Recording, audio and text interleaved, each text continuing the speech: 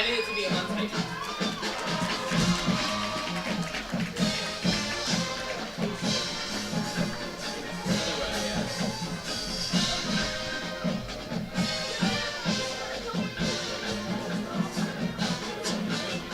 It's never been this difficult.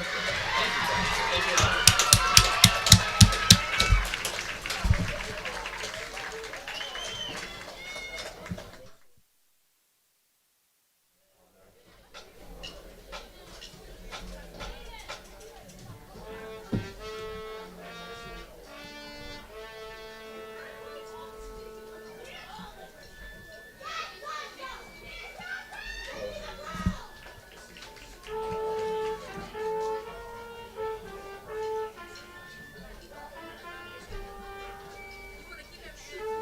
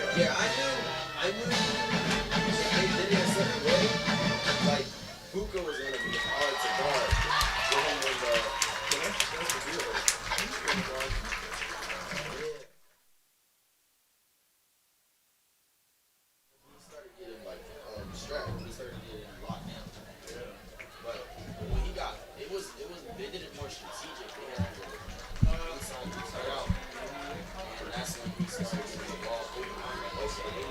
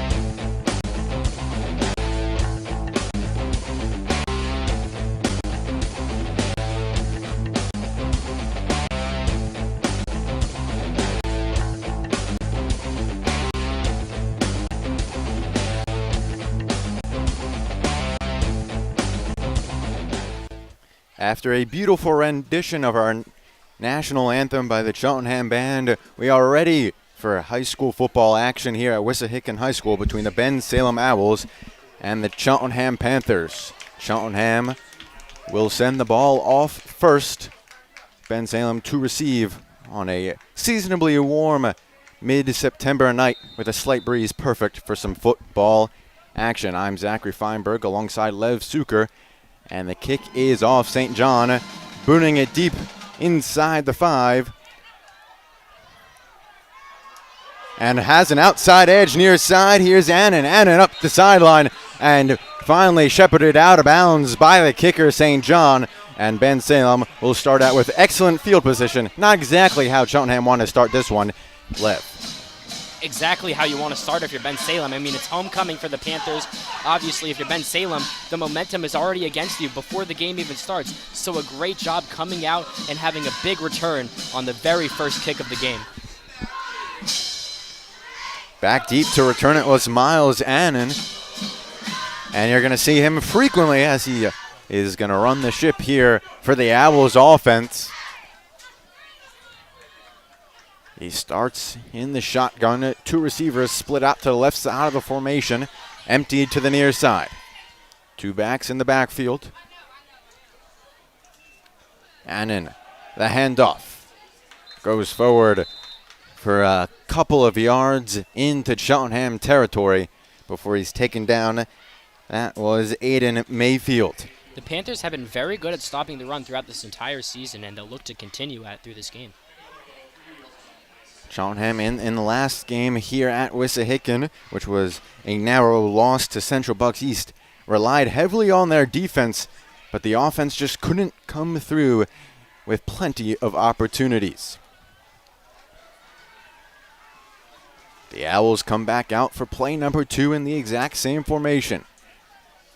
Annan, right foot in front of the left. Hands out, receives the snap, it's high. He gets it to Mayfield. Mayfield looking to bounce it towards the outside, puts a foot upfield, and gains a yard or 2. They're going to mark him at the 46, which will bring up 3rd and 5. So not much doing on the ground early on the first 2 plays for the Owls. It's not every day you see the quarterback also be the kick returner. It just shows the athleticism of Annan for him to play 2 very essential roles. Look for Annan to use his legs as well. Now they flip the formation. It's 2 receivers to the near side and none to the far side. Need to reach the Panthers 41 for a first down on this first drive. Annan, the snap, drops back to pass, faces pressure, tries to step up, and can escape the grasp. He's taken down for a sack in the backfield, and Cheltenham's defense stands tall on drive number 1. Kyle Montgomery getting that sack there. That's a beautiful play for the Panthers. And a 3 and out to start the game. After the good kick return, it looked like Cheltenham might be in a hole, but they got right out of it. First time we've seen Annan drop back to pass and look like he wanted to run it himself, but could not escape, as there was good rushing discipline there from the Panthers' defensive line, sticking in their gaps, making sure that Annan couldn't squeeze through. James Smith is back deep to return it for Cheltenham, just in front of his 10-yard line. It's a lefty punter high kick. Takes a favorable bounce for Bensalem, but there to take it is Smith. Smith just can't escape a shoestring tackle. In fact, I think his shoe even came off on the tackle. And yes, it did. Right shoe who did not stay on as he passed the 30. Nonetheless, solid field position for the Panthers. Something we've seen from the Panthers throughout the season is how good they are early in the football game. They get off to these fast starts and then they start to blow it a little as the game goes on. It's about keeping the momentum that they have at the beginning of the game, and if they do that, then they'll be looking good today. Cheltenham was ahead last week by a touchdown but couldn't hold on. Here's Jackson. Quick throw outside, and if they're going to rule it incomplete. He did not establish as a runner before he dropped it. Could have been called a fumble, but as I said, they did not deem that he was a runner. Just couldn't haul it in on the outside there. That was Dion Evans. Offensively, the ball most often goes to the outside to either Gideonss or Upchurch, as we have an early offsides on the defense, a free 5 for Cheltenham. Penalties have hurt Cheltenham in the past. Taking advantage of them would be a nice change of tone. 3 receivers to the far side. Jackson takes the shotgun snap. And maybe getting back to the line of scrimmage, if that was the running back. This time it was Eli Stamen. The Panthers have kind of been going through a carousel of running backs to this point through the season and just really haven't established one as the bell cow. Jackson drops back to pass, finds pressure. Upchurch, his intended target, had slipped before the ball reached him. And quickly, Cheltenham has to bring out the punt unit. 2 3 and out so far from both teams. We might be looking at a slugfest here. Somewhat unfortunate, given Upchurch was close to the line to gain, just couldn't keep his feet on the Wissahickon turf. As we are inside 3 minutes gone in the first quarter.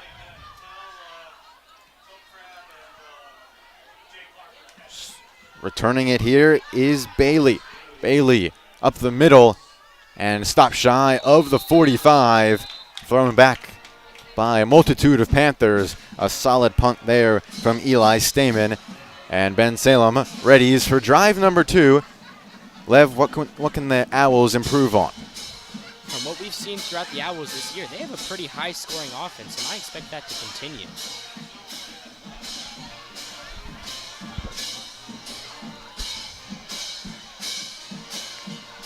As you can see, Annan is a very mobile quarterback. You saw it just in the first possession, even in the brief stint that they had offensively. We'll see if he drops back here, or we'll see if he runs. He has a lot of ways he can hurt you, so that's something Cheltenham is going to have to look out for.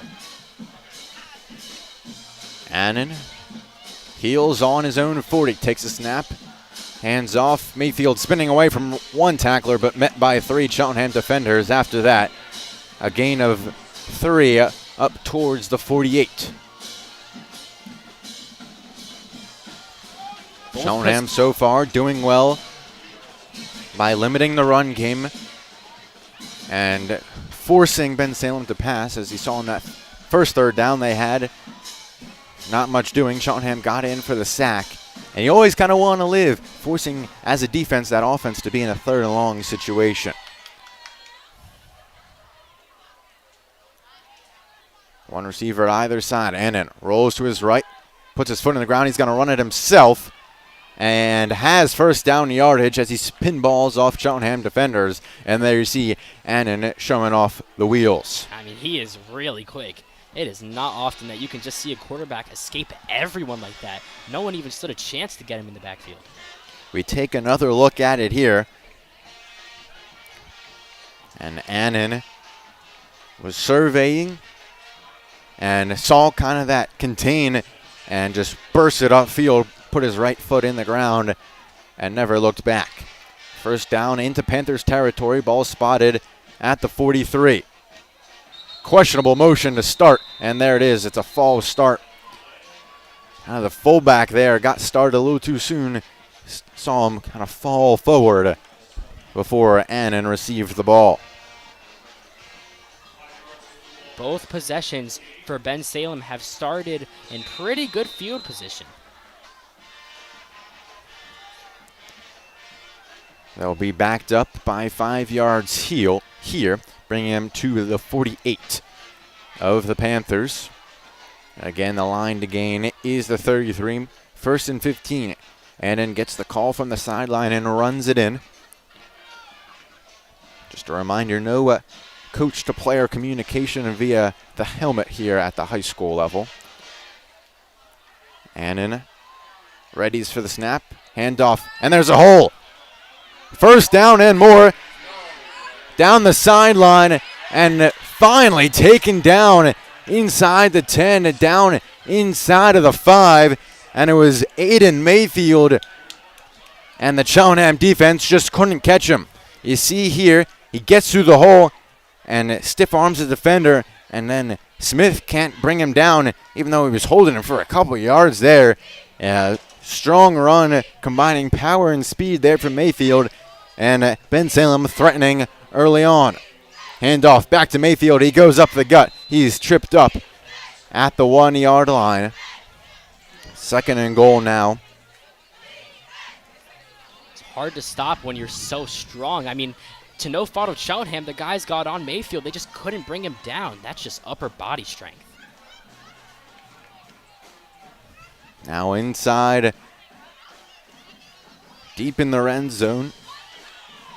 Let's see what we got. Spotted at the 1. They go with the formation they've been in a lot. 2 receivers to the right side of the formation.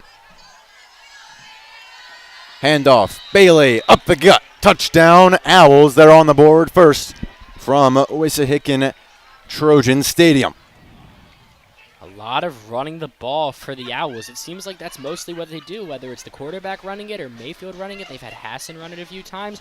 This is a really, really run-heavy team. And as we mentioned earlier, Cheltenham has a good run defense, but it's been hard for them to stop. Yeah, especially at the 1-yard line. There's only so much a defense can do.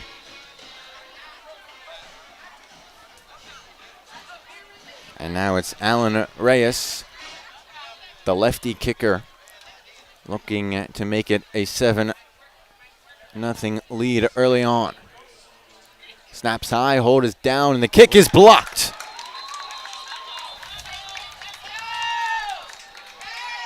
And Cheltenham stymies the 7th point, and now a flag flies late in the play. After the play, we'll see who it's on. Cheltenham has had problems all season long with these dead ball penalties, unsportsmanlike, that have really hurt them game after game. But we'll see who it's on. And for those questioning, there's not a run back allowed at the high school level after a blocked kick. We see it here, just a low liner.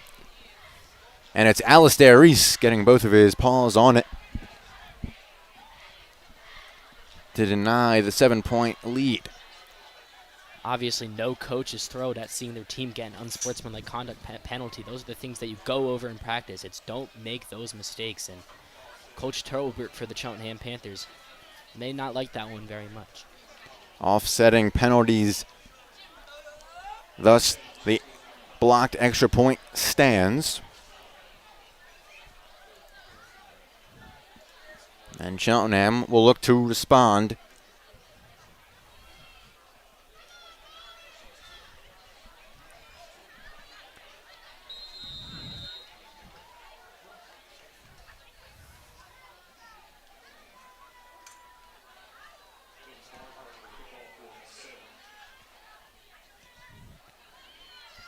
Kick comes near side. There to return it is Smith, looking for his blockers. Now tries to reverse all the way across the field. He's tripped up at about the 25, which is where the Panthers offense will take over. And if you're Cheltenham, it's about making sure you get as much as you can. Don't be too aggressive. This is a situation where you got to be a little conservative. Take it a first down at a time and possibly drive down the field and get some points.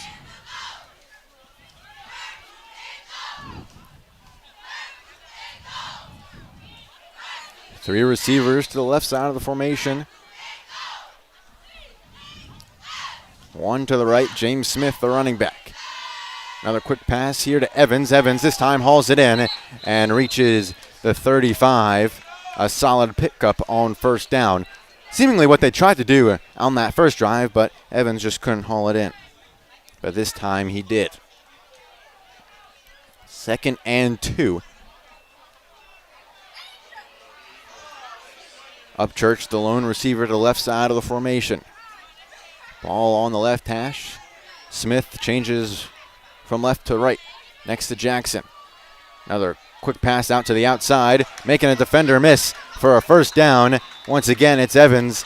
They're using him early and often in the quick screen game. I mean, I just talked about how Cheltenham getting little small gains could go a big way for them, and already they've gotten this first down. They've gotten they've had a good drive so far, and they've been rather conservative. And maybe this is a path for them to follow throughout the rest of the game. Even formation in terms of receivers. Jackson looks far side. Gideonss hauls it in for a short game. And I think what we're seeing early as well is Jackson getting the ball out of his hands quickly, not allowing the Owls' defensive line to penetrate the offensive line. And we saw that's been a problem for this offensive line all season. They've really struggled to protect their quarterback. And we've seen them get better as games go on. Even if the team itself starts to, lose a bit of its wind, the offensive line usually picks it up, and they're off to a good start today. Jackson also working around his offensive line. Jackson feels pressure this time, steps up, and kind of trips over himself back to in between the line of scrimmage and the original line of scrimmage, bringing up 3rd and 9. Quite honestly, if he stayed on his feet, not sure how much he was going to be able to gain on the ground, but certainly did not help. First time we've seen pressure from the Owls defense. Jackson looks towards the sideline, communicates with the slot receiver, drops back to pass, looks far side, airs it out, and just past the diving Gideonss. Jackson just leads him too far, although there is a flag back near the line of scrimmage towards the backfield. I think it's going to be against Cheltenham as the officials look towards Bensalem's sideline to see what the staff under Alexander Houston wants to do. I assume you decline it here and you just allow Cheltenham to give you the ball back. And it looks like that's what they're going to do. Yes, the holding call declined, and Jackson just barely misses.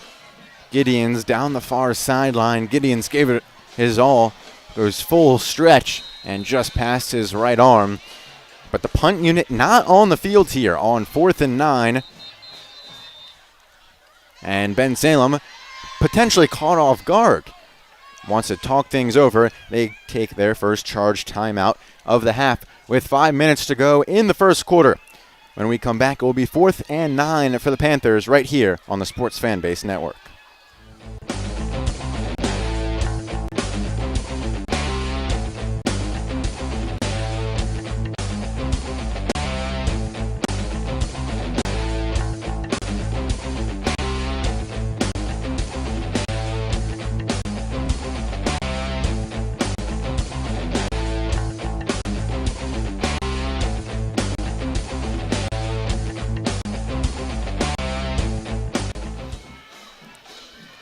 And after the timeout, Cheltenham reconsiders.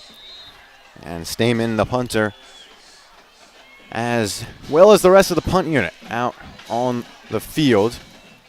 Stamen faces a heavy rush but gets it away. A high kick, fair catch called for, but it's scuffed and finally jumped back on. There's the quarterback once again showing his versatility. It's Miles Annan, who couldn't hold it in originally, but did pounce on it afterwards. They'll take over Will Bensalem at the 19. I never fully believed Cheltenham was going to go for it. I do think, to your point, that it was more so mind games than actual consideration of trying to continue the possession.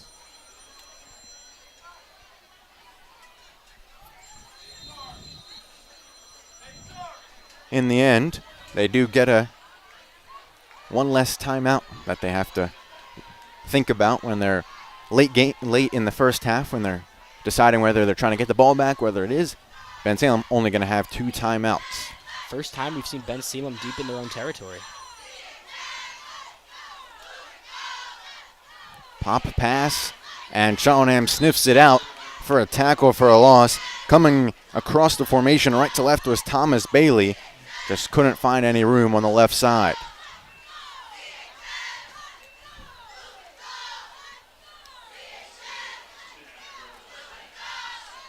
Loss of 2 on the play brings up 2nd and 12.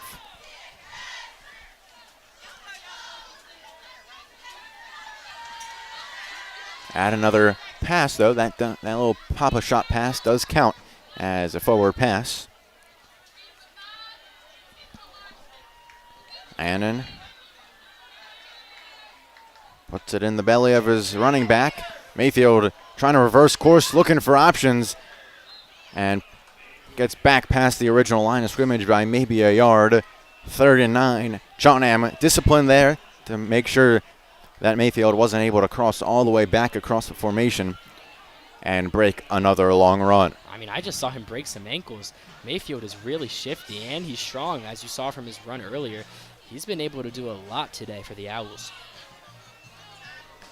Cheltenham looking for another early stop in this one, which would lead to good field position for their offense. 2 receivers, right side of the formation. Annan, bootleg rolls to his right, fires, and no one really close to where the pass ended up. On the pressure was Montgomery, that's going to be Lawrence Russell. Did well to force Annan to throw it, and he kind of just threw it to no man's land. Good defensive rush there by the Panthers. It's not easy to get to Annan, and they've done a pretty good job so far.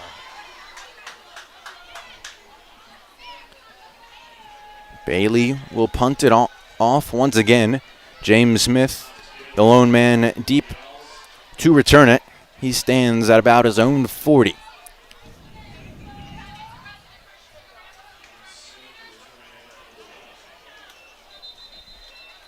And play whistle dead really before it begins.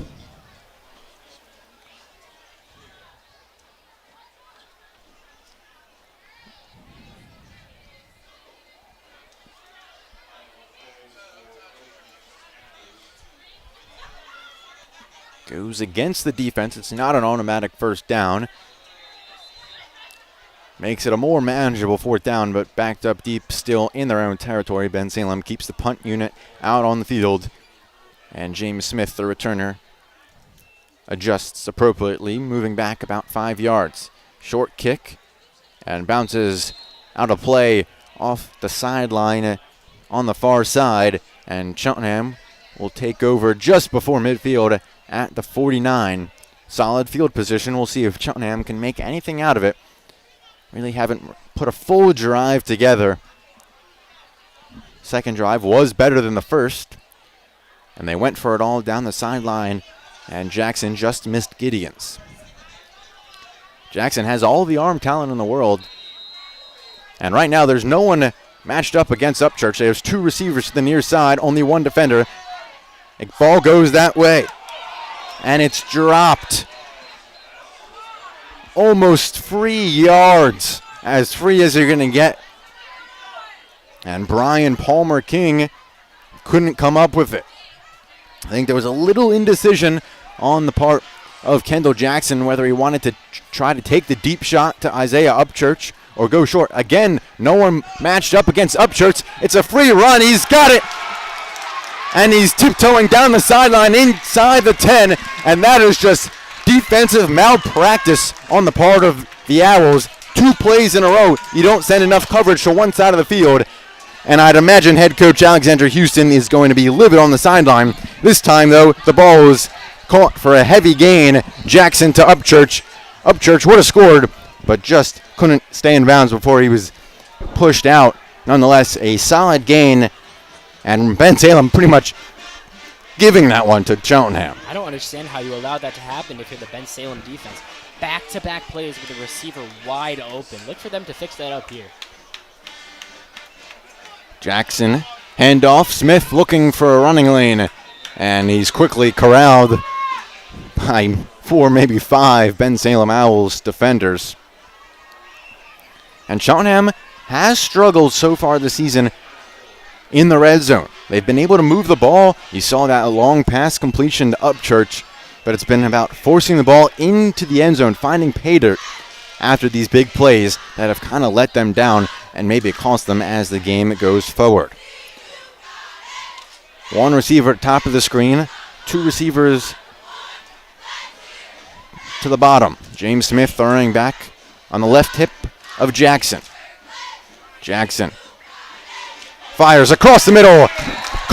Gideonss, touchdown. Cheltenham ties it up on the short yardage completion over the middle to Carson Gideonss. really good drive there from the Panthers. I mean, after the drop on the very first play, the huge throw to Upchurch, and then they did a good job in the red zone. To your point, they've struggled a bit there this year, but Gideonss made a nice grab, as you see here. See Jackson decisive where he wanted to go with it, and Gideonss just beat his man on a slant to the inside. And once he got the body position, Jackson just had to deliver it to him. Now St. John on for the extra point, which would give Cheltenham the lead if he's able to convert. Snap, hold, kick. And it is good. Cheltenham takes the lead 7-6 with 2 minutes and 2 seconds left in the first quarter.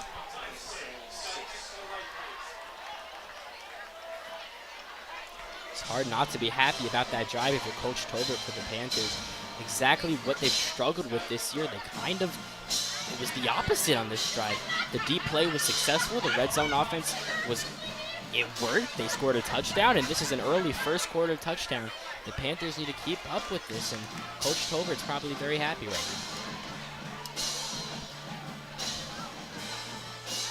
Tolbert might be happy, but I don't think the same can be said for the opposite sideline, as Bensalem, all their coaches, but I'd imagine specifically their defensive coordinator, are not in the slightest happy, especially because it's not something that just happened once. Twice in a row, they only had one guy to defend 2 players.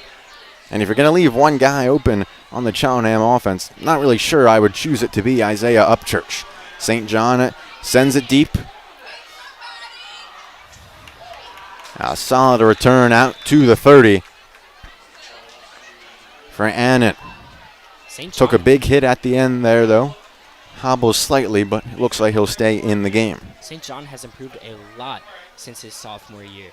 He used to start for them at kicker 2 years ago, and he struggled a little bit. And now, I mean, they call him Automatic Andrew out there. He doesn't miss an extra point. His kicks are very accurate.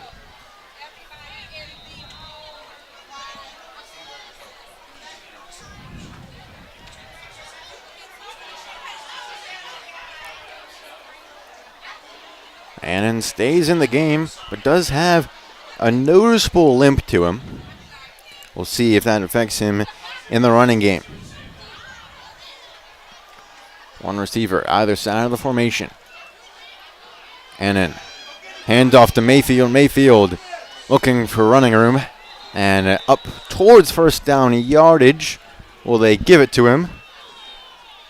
Yes, just enough. Pretty much 10 yards on the dot there for Mayfield.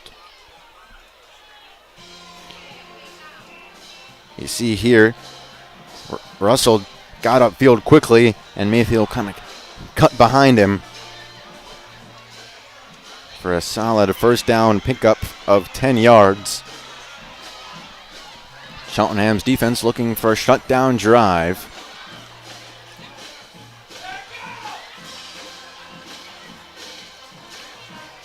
And then Claps receives the snap. Handoff. Mayfield up the gut. Makes one defender miss and taken down at the second level. He was looking for a little more than that, but another 10-plus yard pickup and another first down on the ground for Mayfield. He's been really hard to stop by the Cheltenham defense today. As you can see from this play, he doesn't have that much of a hole, but he just does a good job at making himself his own hole. And that's what good running backs do.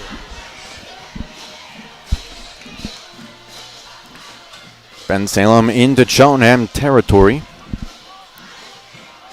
at Cheltenham's 47. Annan takes a snap.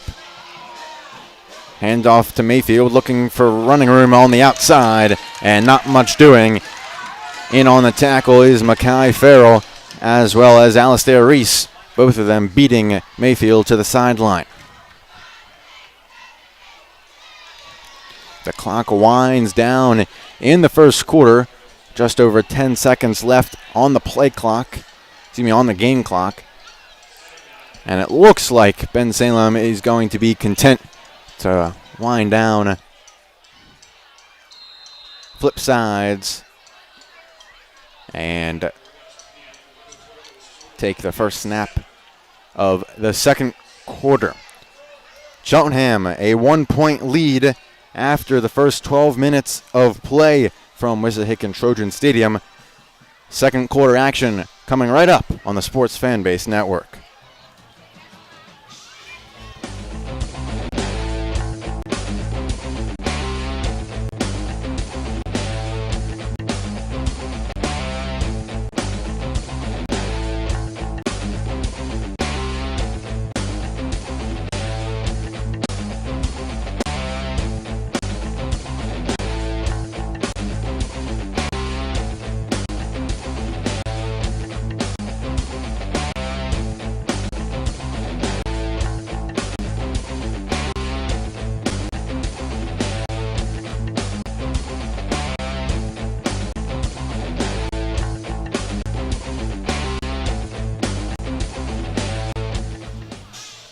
Back for second quarter action.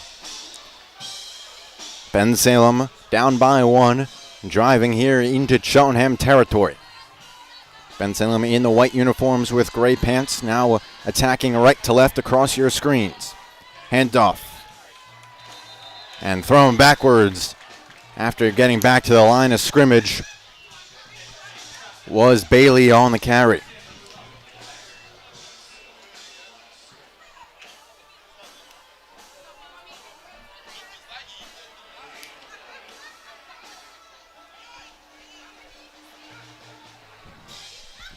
Third and 8 now, the line to gain the 37. The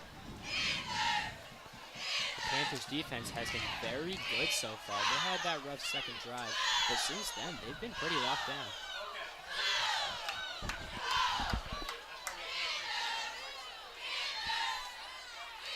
Two receivers to the near side of the formation, one up top. Alone running back in the pistol. And then drops back to throw. He's pressured, rolls to his right, gonna try to take it himself. Now throws back all the way across to the near side. It's Mayfield. Mayfield runs for a first down and more, makes a man miss. Still on his feet. Cuts back, and he's gonna go all the way. And as it stands, it's a Bensalem touchdown. There is a flag way back in the backfield, and I think it's going to be coming back. What did we just watch? And initial signal is it is against the Bensalem offense. See Mayfield showing off, staying on his feet, then cutting across defenders.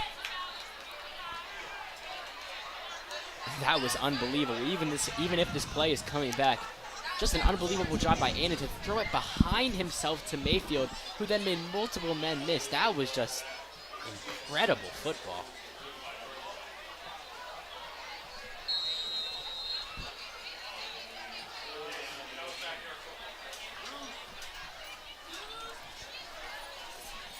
Penalty backs Bensalem up, takes the touchdown off the board.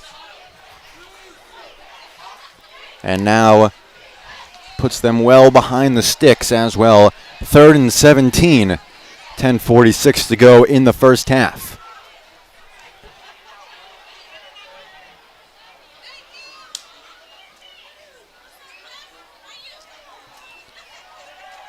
Annan, straight drop back, looking for options, fires over the middle, and it's incomplete. In on the disturbance was Mackay Farrell, running yard for yard with his would-be pass catcher, and Farrell turns him down, and the punt unit comes out for Bensalem. Really good defense right there. Two Panthers were able to make that catch not happen, and almost was intercepted on the bounce back.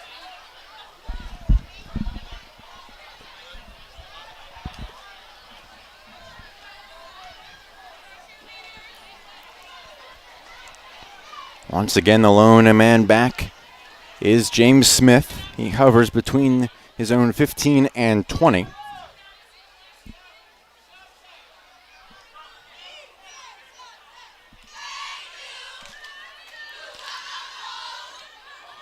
Kick is off. It's a solid one.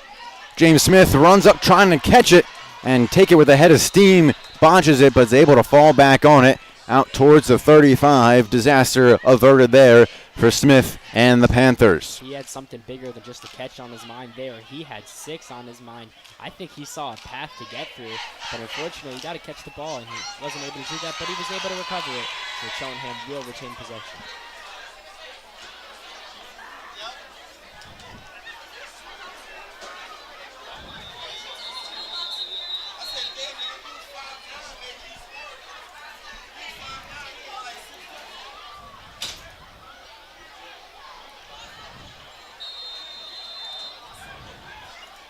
Cheltenham will take over at their 35.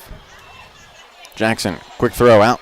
This time it's Palmer King, makes a man miss out towards the 40 before he's hit out of bounds by Lucas Hassan. Trying to redeem himself after the drop that he had on the last drive for the Panthers. Made some nice moves there.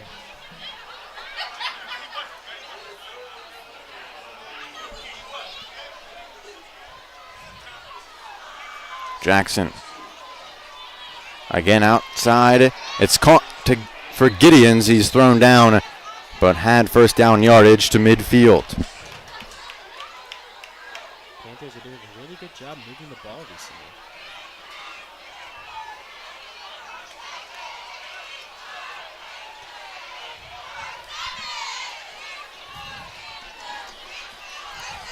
Another first down for the Panthers. They lead by 1. The handoff botched, and Jackson thrown down at the 40 for a loss of 10, but they maintain possession, which is more important. Last time we broadcasted the Cheltenham Panthers about 3 games ago for them, there were some troubles with the snaps quite frequently. We haven't seen that as much today, but possibly going back to some unfortunate roots there.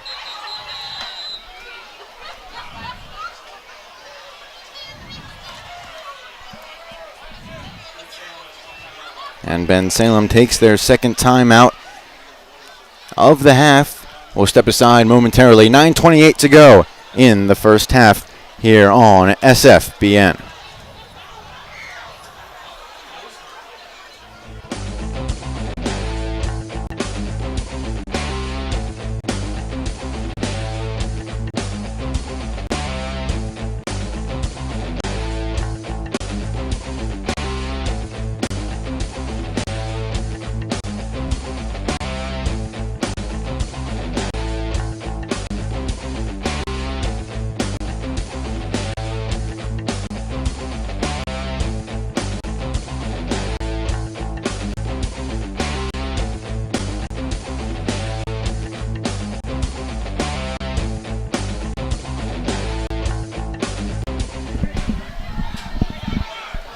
Back after the loss of 10. Jackson looking near side, has Gideonss with a bevy of blockers ahead. He sprints through for a first down and more, getting a block on the outside and splitting a couple of Bensalem defenders. Helmet comes off, and a big time first down completion down inside the 30 of Bensalem for Carson Gideonss. That's exactly what the Panthers need right there. 2nd and 18 conversion. And Gideonss had so much open space. There were a lot of Panthers in front of him, so some very good blocking right there. Gideonss again showing his ability to cut through defenders.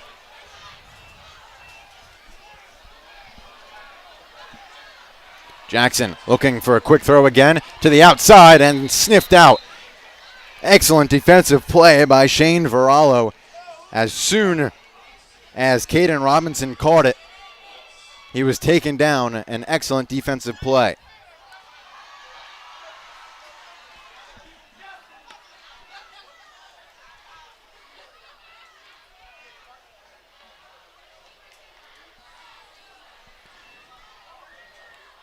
Three receivers stacked to the far side.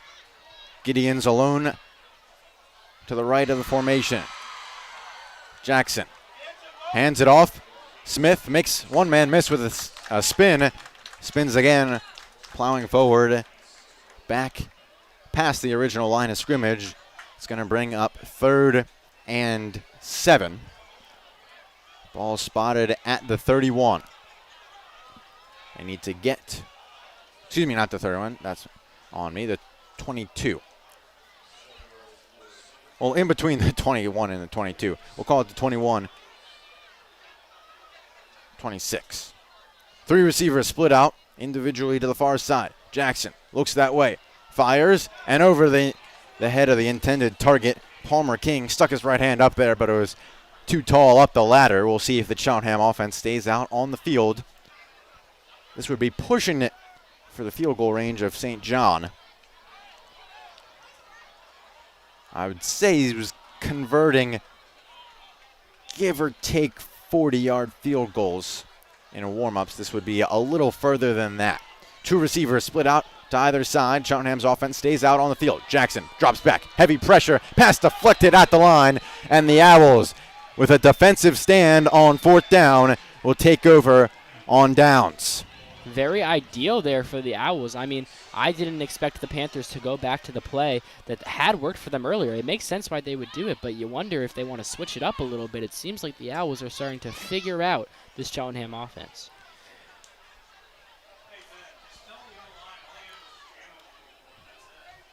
Looks like Cheltenham was trying to set up that quick screen to the outside with blockers, which is, I think, part of the reason that so many got through on the defensive line of the Owls.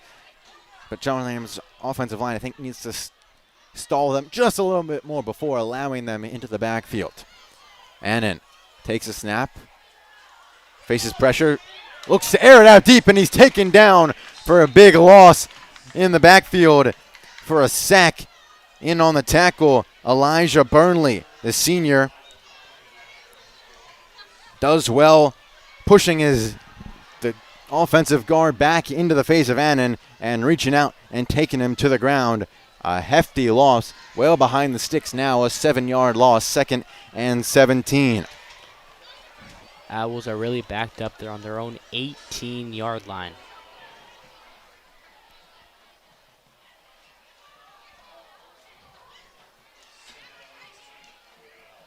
A receiver split out to either side.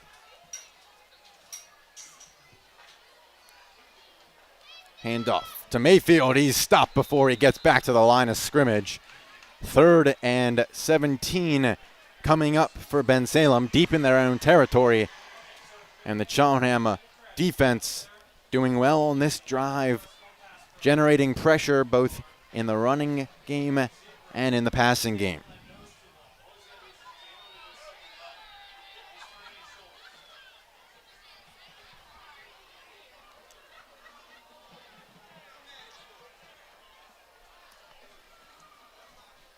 Officially 3rd and 16. They need to get to the 36. A receiver split out to either side. Play blown dead as Annan received the snap.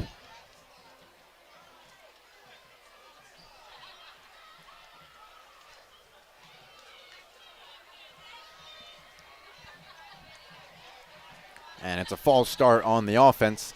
The Owls shoot themselves in the foot yet again. That's going to bring up 3rd and 21. And this is the type of defense Cheltenham wants to play. Force them back with a sack and a tackle for a loss. And they help themselves out a little bit. Do the Owls by pushing themselves further back. And now Cheltenham's defense in a favorable position, having to defend a 3rd and 21.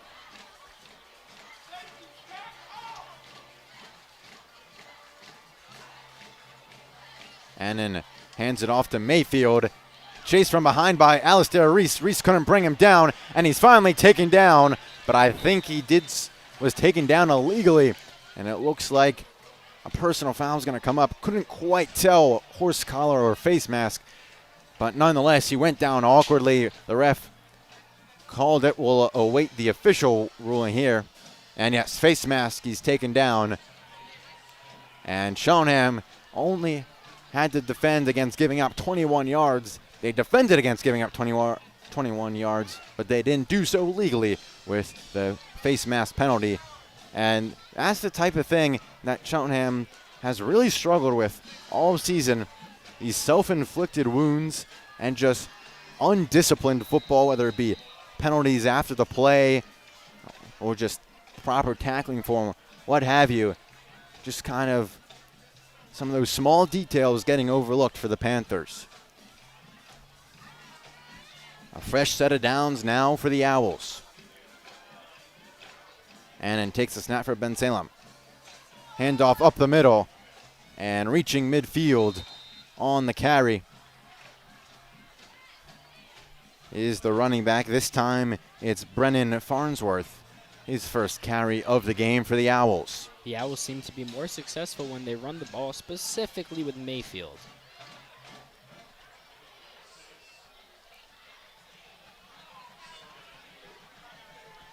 A solid pickup, though, on first down.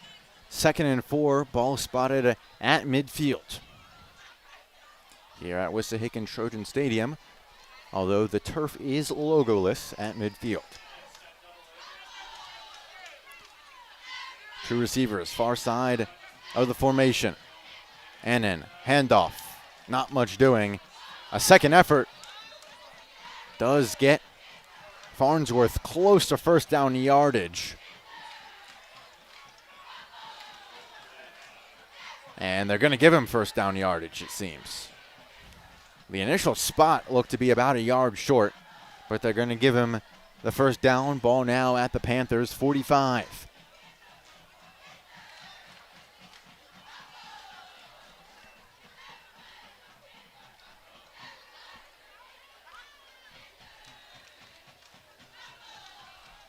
Slowly, the Bensalem Owls are moving the ball up the field. Again, they're going right to left across your screens in the white uniforms and the silver pants. Cheltenham and the all-black uniforms with Lamont across the back. Here's Annan. First time we've seen him run in a while. He surges forward, but then he's pushed back. They'll give him forward progress to the 41. You wonder if one of the reasons Annan hasn't ran as much is because we did see him limping earlier today. Not sure how much of a factor that's playing into his current ability.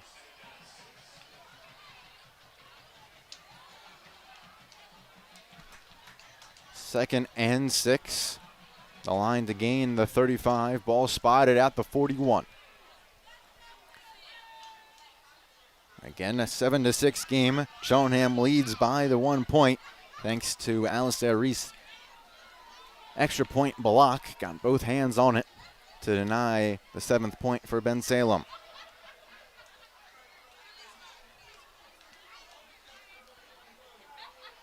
Annan, handoff Mayfield, surveys, looking for options, caught from behind, picks up 3 down to the 38.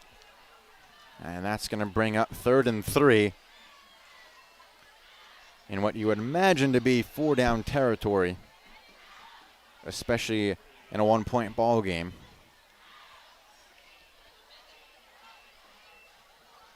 But much of that has to do with how this 3rd down play goes.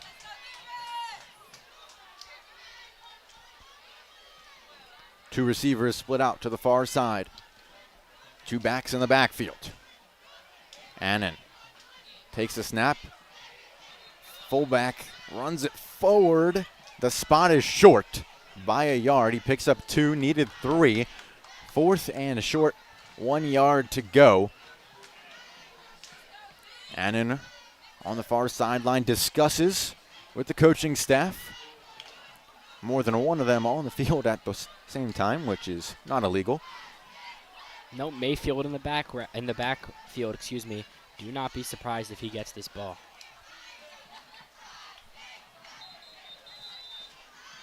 And Bensalem wants to talk things over with 1:26 left in the first half. They use their 3rd and final timeout of the half. Cheltenham still has all 3 if they do get the ball back with an opportunity to score late in the half. We'll step aside for just a moment.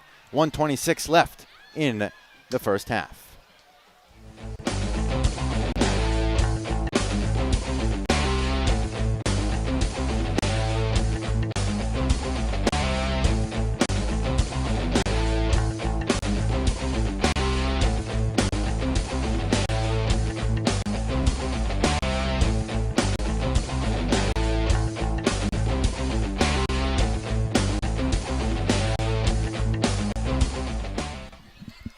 Fourth down, the Owls looking to convert. They need just a yard. And they're in a punt formation. It's going to be a fake. Bailey surging forward. He's not going to get it. Well, second effort, he does get the yardage. And they rule he continues his forward progress. Cheltenham had him stopped short of the line to gain, but a second effort, a second push gets Bailey through. We saw it was odd for them to kind of line up in that punt formation. We've seen Bailey in on offense on multiple occasions, sweeping through. And that time, Cheltenham's defense seemed to read it. They made the play. It's just that second effort, he squeezed through there, kind of got it tackled forward a little bit. Nonetheless, a first down for the Owls. Clock ticks below a minute to go.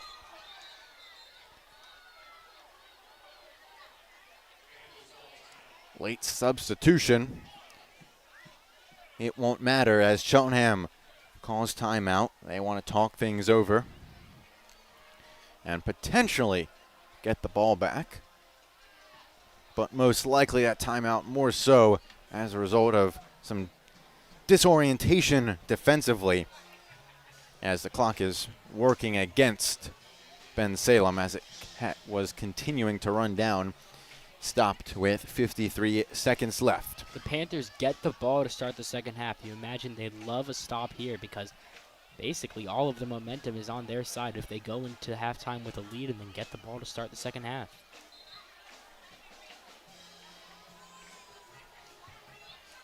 The Owls slowly coming out of their timeout huddle. First to the ball is the center, Joey Ott. This offensive line for the Owls has done very well, creating lanes for the running backs. And Annan when he decides to scramble. Handoff here goes to Mayfield. Couple of jump cuts. He's taken down. Burnley in on the tackle, as is Isaiah Simpson. And Cheltenham takes their second timeout. They'll have one left. Clock stops with 43 seconds left in the first half. Cheltenham up by one, 7-6. It was Mayfield, Aiden Mayfield, who scored first in the game with 6:25 to go in the first quarter for Bensalem on a short 1-yard run, but the extra point was blocked by Alistair Reese. And about 4 minutes later, with 2 minutes and 2 seconds left in the first quarter, Cheltenham responded. Kendall Jackson to Carson Gideonss on a slant in the end zone for a touchdown, but St. John was able to convert on the extra point, and that stands as the difference in this one as we head towards halftime, but still action before the half. Owls looking at take the lead. Cheltenham maybe looking to squeeze the ball back. 2nd and 10. 43 seconds. Annan rolls to his right, looks back far side, and it's caught. Touchdown, Mayfield. An excellent throw from Annan, and Mayfield just beat his defender to the open space. Mayfield doing it on both the ground and through the air. Beat his defender as Jalen Hill kind of on a little wheel route. And an excellent throw, too, by Annan as he rolls to the near side, flips his hips, and lofts it far side. And just like that, Bensalem back in the lead. That's a great defense, but even better offense. I mean, Mayfield created separation for himself in a beautiful throw by Annan. He kind of threw that across his body, and still a wonderful play for the Owls, and now they're up in this game. This time they'll go for 2. Trying to get to 14. Annan rolls to his right, looking for options. Pop a shot, pass deflected in the end zone. I think it was Isaiah Simpson who got a hand on it. The intended target there was Shane Varallo. He couldn't haul it in. And so we stick at 12-7. 2 scores for Bensalem, but so far they haven't really been able to succeed extra point or a 2-point conversion. Still a 5-point game here. It's 12-7. Panthers have one timeout with 35 seconds left. We've seen this offense go deep quite a few times. It's definitely not impossible to see them get a score here.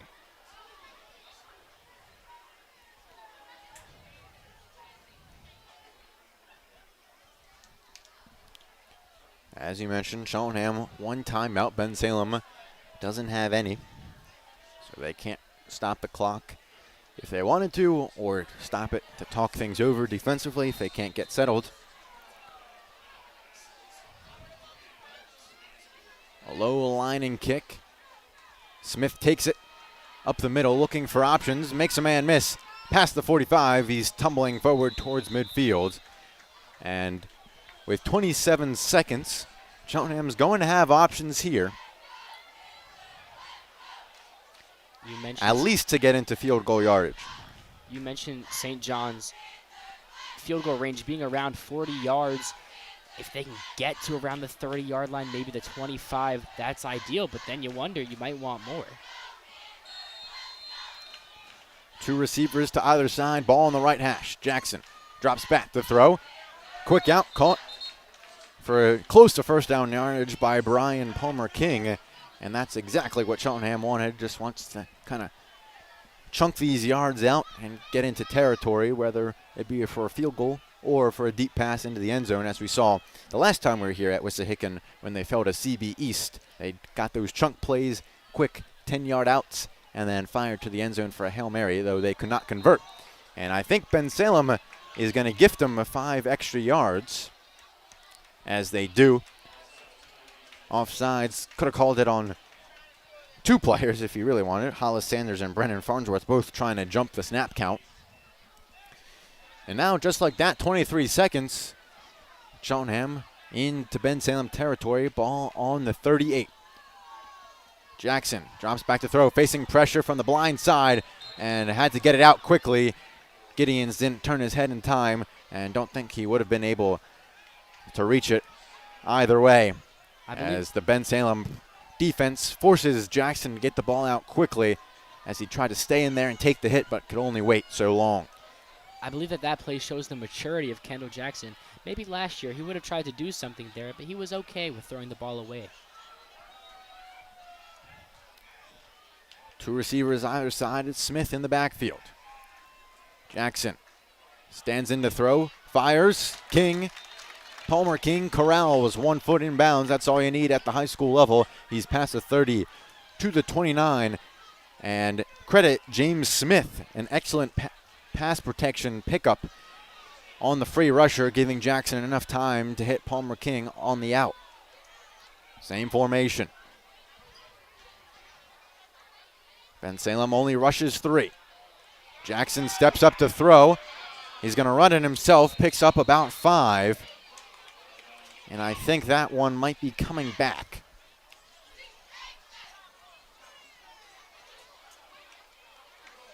I think it's on James Smith. I just praised him for his pass protection. There, I think he went low.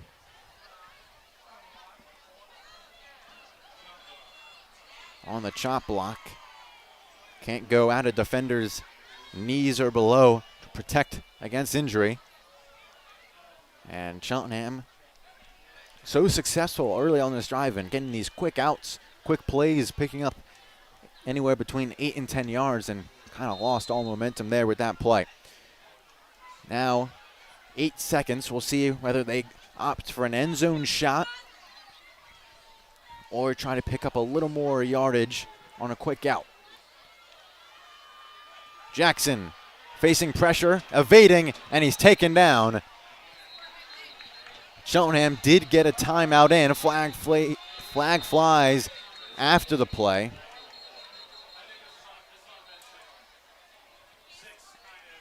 I don't think it's impossible that this is unsportsmanlike conduct. This would be absolutely huge for the Panthers. We get a look at it here. All looks clean up to that point. Oh, yes, second effort there on the hit. And these are the type of things that coaches hate to see out of their players. Kendall Jackson already sacked on the ground. No need to pile on. And that's going to be, should be free yardage for Cheltenham if we're interpreting the replay correctly. brought to you by our excellent producer, Jack Byrne. The referee consults with Cheltenham head coach Terrence Tolbert in his first season at the helm for the Panthers. And I think time's going back on the clock. 2 seconds going back on the clock.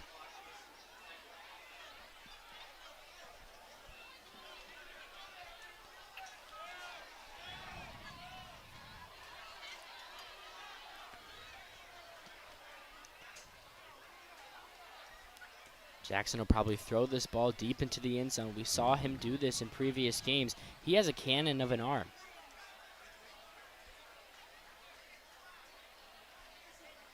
Distance shouldn't be the problem, but now it looks like the penalty's going against Cheltenham, which is not how we initially interpreted it.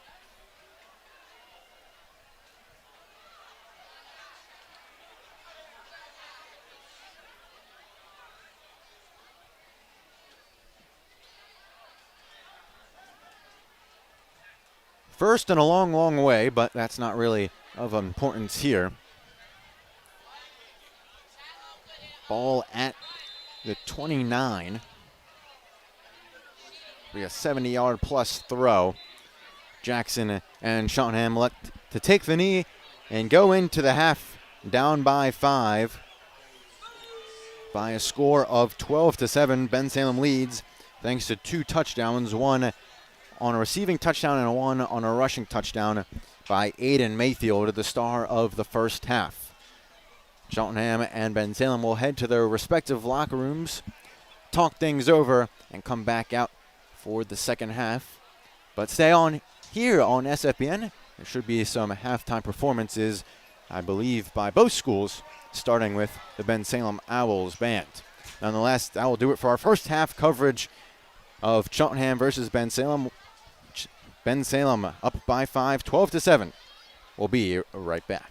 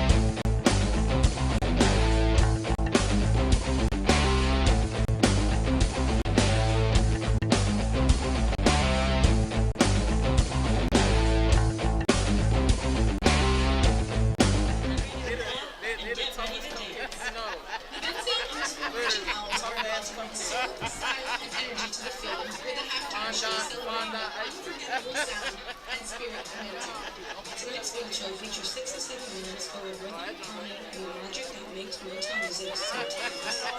Led by our amazing drum major, Yasmin Shakreen. And under the direction of Mr. Mike Zimmerman and Miss Stephanie Schrader. These soulful young musicians have been working in harmony to bring you a performance you won't forget. Tonight we're not just marching, we're dancing. Every game. We're dancing in the streets. So grab your neighbors, clap your hands, and let the owls take you on a musical journey through the hits that define a generation. Time to clear. So, in the name of love, to the sweet harmonies of my favorite You'll play the heart of Motown as you feature 6 or 7 verses in the barrel out here. It's a warm, unstoppable rhythm and energy of I Will Be Back at ABC. Listening to the grapevine. And just when you thought it couldn't get any funkier, here comes Sir Duke and Little Superstition to close the show in true better not mess that up. possible by dedicated band staff. Courtney Sykes and negate. Our amazing band staff, Alyssa, Adia, Amber, Gideonss, and Tyler. And the thunder and the Homecoming court. Why are they on the field? With band assistant Andre Warner and drill design by Chris Miller, and most of all, thanks to you, our amazing fans.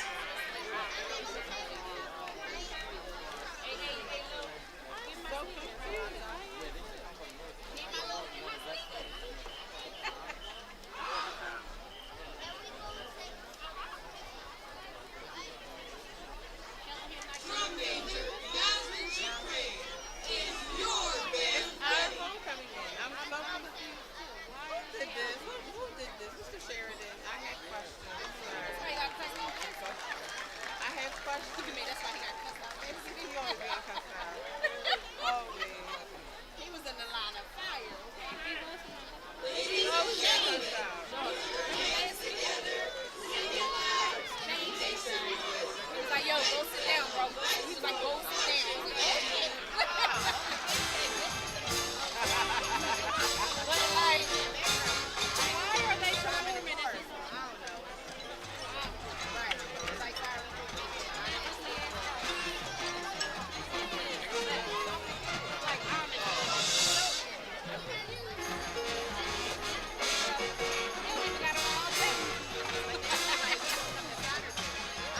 where's the homecoming court? Like, that's what we should be. Like, who set this up? The A-Big. The Sheridan. The Sheridan. His white shirt and his gray pants. Move on. I have questions for you, sir. Questions. Is he moving the kid with that one hand, the hand that ain't no hand? You know, separate friends.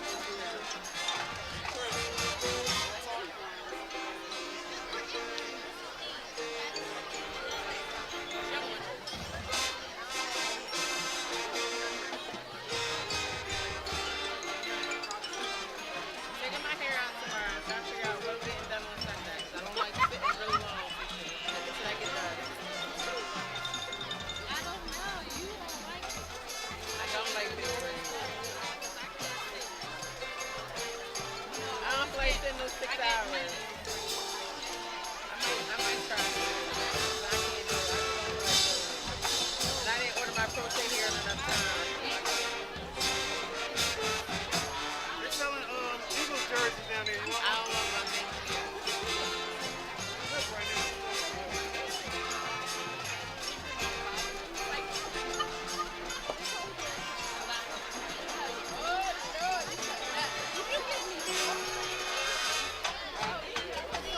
Loading it.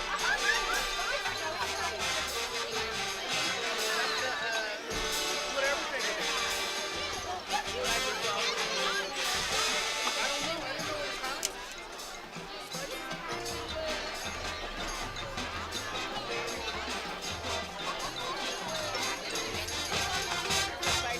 Hey, Debbie Craig! I know I get on her nerves. Debbie said, why is the score 12 to 7? 7-12. I'm sick of this shit. Well, somebody better do something. Well, sit down.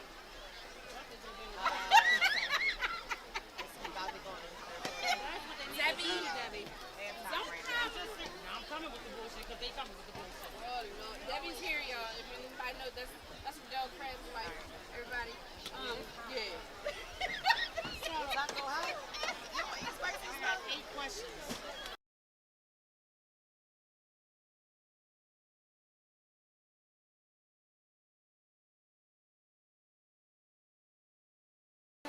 First one, make you another one.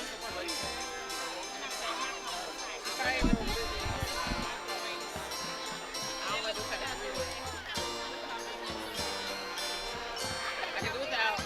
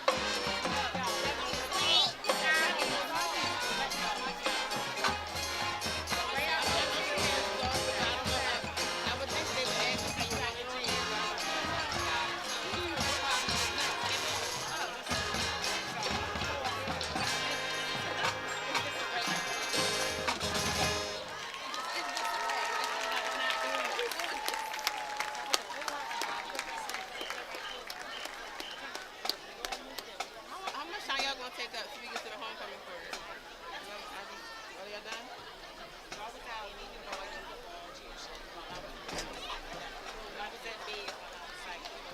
just want to know, like, why is it that every game we got the closing bid is here? How does that make any sense?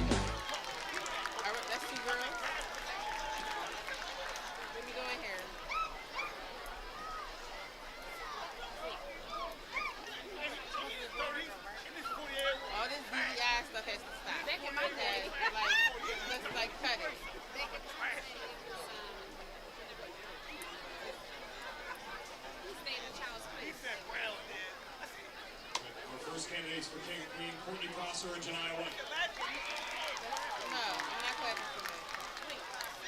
You gonna walk or not? Y'all just gonna walk? Can y'all get it together, Mr. Sheridan? They were supposed to rehearse this.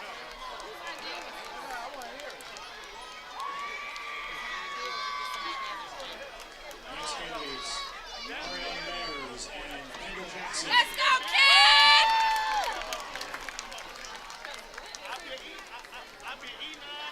Stay away from that one, please.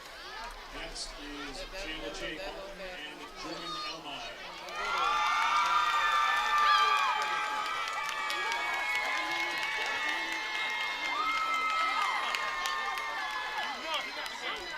Next up is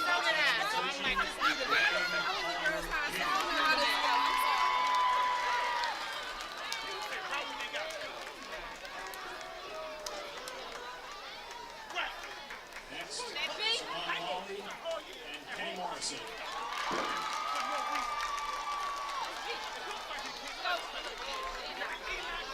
And finally, Megan Robinson and John Raish.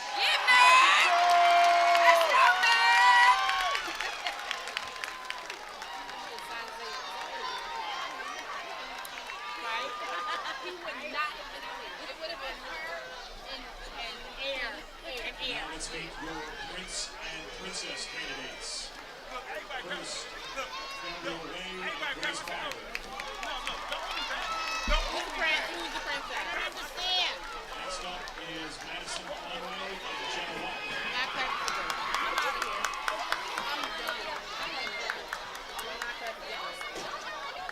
Next is Barbara Whitmire and Samantha Betts.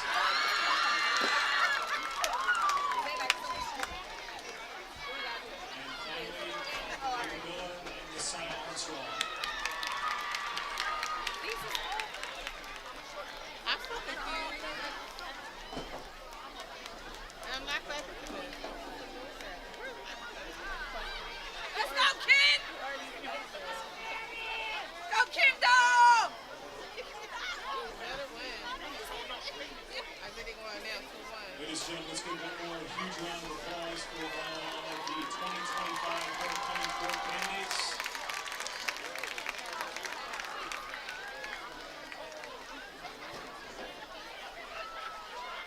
And now the 2025 homecoming prince and princess are Madison Conway and Jenna Walker.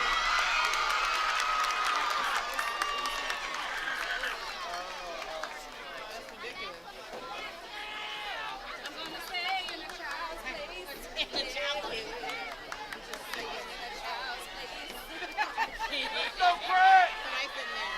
I'm just staying in a child's place. Hey, Renell! Come on, Renell! And finally, your 2025 homecoming queen are Hey, Renell! Jordan Elmai and Jenna.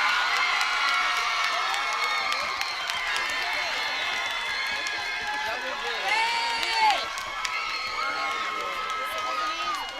What's a boo? But double boo in there. Y'all could have done better. I am so disappointed in you, Cheltenham students. What in the world? Who let that happen?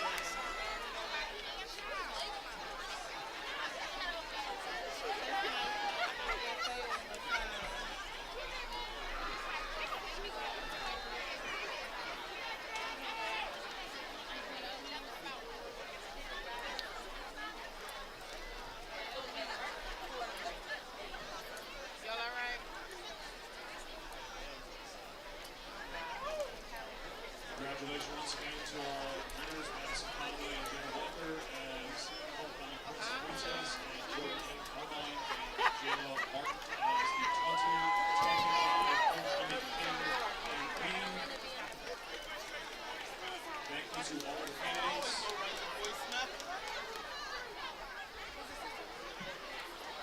Thank you also down there to Shiloh Somerville who helped put all this together.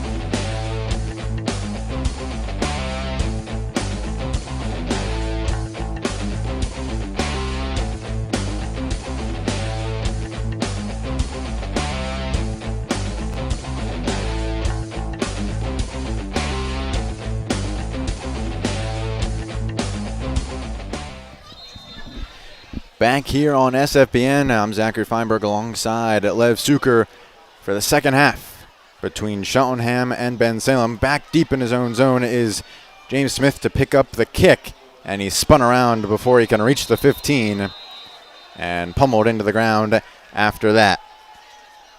So Cheltenham will take over deep in their own territory, down by 5. 12-7. Bensalem, both touchdowns coming from Aiden Mayfield. Back, but he picked it up because he realized that it wasn't going to. And rough field position to start here. The Panthers basically at their own 10-yard line. And this third quarter, the Cheltenham Panthers wearing the black uniforms will attack left to right across your screens. High snap. Jackson gets it out quickly to the outside.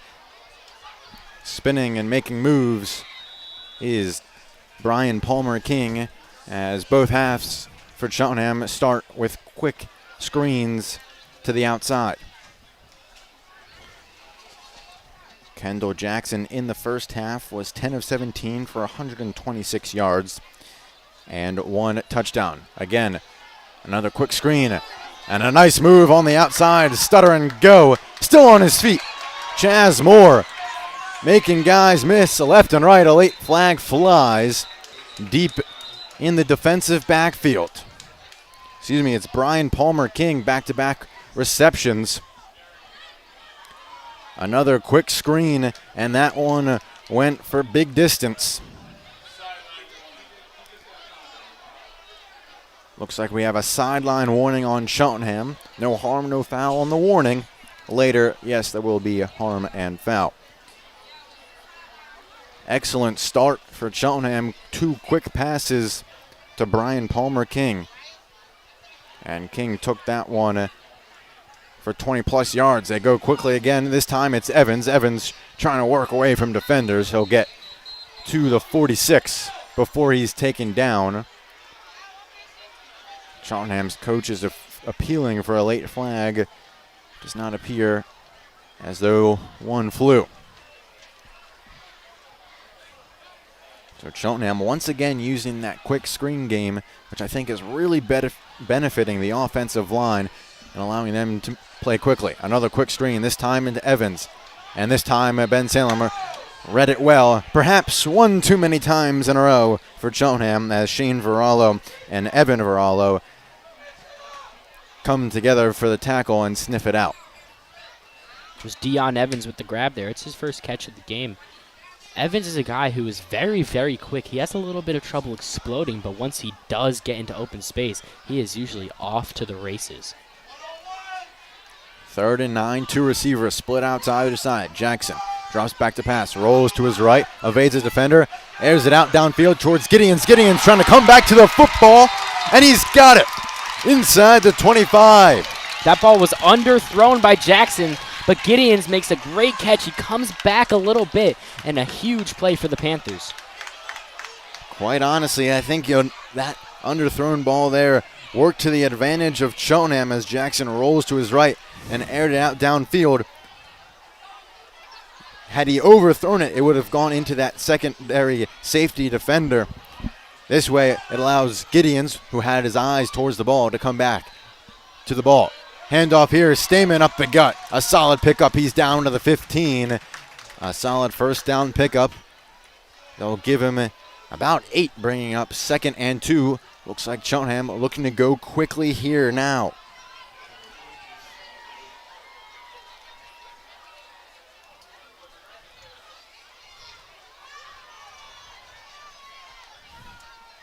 Jackson, handoff to Walker. Walker bearing his way forward. He has enough for a first down. And Cheltenham continues to move the ball efficiently early on in the third quarter here from Wissahickon Trojan Stadium, looking to retake the lead. Currently down by 5. Using speed to their advantage. Just a quick snap. Jackson wasn't ready for it. And I think neither were plenty of Cheltenham Panthers. That one's going to be a false start, moving back 5 yards. And Kendall Jackson was not ready at all for that snap. Although it was a very good snap because the ball caught him. it just ended up right in his stomach. Pretty much the exact opposite of what happened a few weeks ago, where Jackson couldn't catch the ball, but the snaps have gotten a lot better as the year has gone on. And to your point earlier about the offensive line being a bit weak, it's picked it up so far in this game. Jackson handoff, not much doing there. In on the tackle, multiple defenders. Looks like Hollis Sanders was in there as well.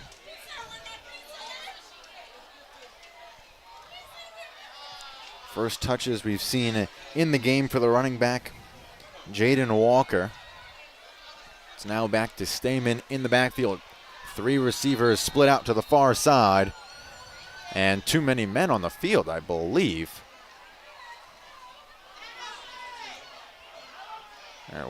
Yeah, they had too many guys on the field. They'll call it an illegal substitution. Nonetheless, Cheltenham moving backwards rather than forwards.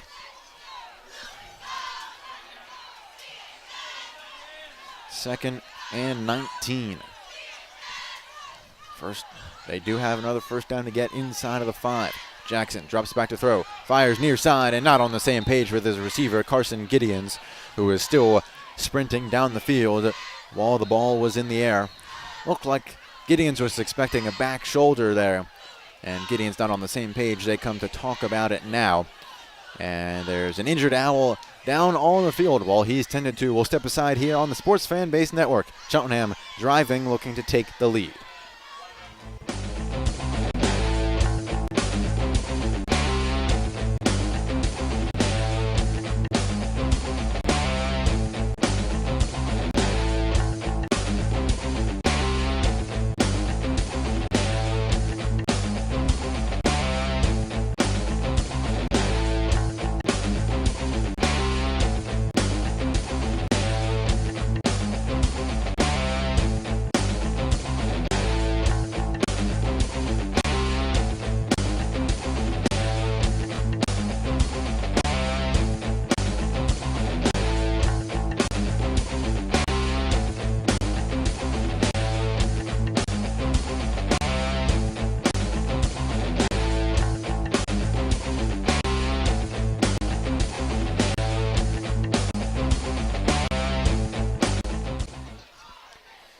The injured owl able to run off under his own power. It was Joe Dockerty. We'll see if we see him later in this one. 3 receivers split out to the top of the formation. Ball on the right hash. Jackson takes a snap, fakes the quick screen, now rolls to his right, and he stays on his feet before he's finally pushed out of bounds at about the 20. Nearly taken down in the backfield, but was somehow able to stay on his feet to gain a couple extra yards. Panthers have a decision to make right here, whether or not they want to go for it or take the points. And it's looking like the decision is to give St. John a try. The senior Andrew St. John onto the field. We'll see exactly where he puts the tee down. Puts it down at the 28, meaning it's a 38-yard field goal from the right hash.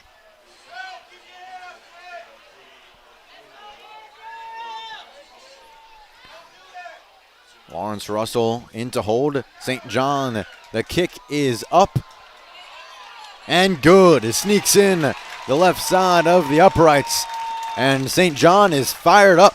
Cheltenham within 2 points. And I think that's the right decision from Tolbert and the coaching staff. Still plenty of time left in this game. You're going to come back up with the ball on offense. No reason really to go for it, unless it was super close, but plenty of meat left on that bone. And St. John, you have to trust your kicker. He was hitting from that distance in warm-ups. He conversated, I'd assume, talked about it with special teams coach and the head coach and say, hey, this is my distance I'm comfortable with.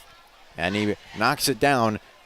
And really in the high school game, when you're able to get a kicker to make a longer kick like that, that can really rejuvenate the squad and fire them up.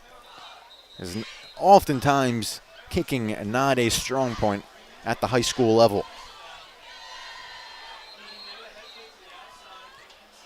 A lot of the Owls actually thought he missed that kick. They were all saying it was wide right and disagreed with the refs at first, but looks like they made the right call.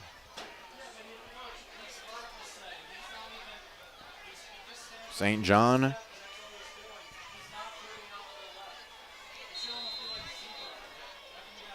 almost deked out his own team, but he was just trying to adjust his steps. Raises the left hand in the air and sends it deep. It's a good kick, and it bounces into the end zone off a couple bounces, and the Owls will take over. And first drive in the second half for the Owls. We'll take this opportunity to show you their touchdown to Mayfield. Late in the second quarter, Aiden Mayfield already with a rushing touchdown on the day. And we see it as Annan finds him on that little wheel route, beat his defender Jalen Hill, and in for his second touchdown of the game.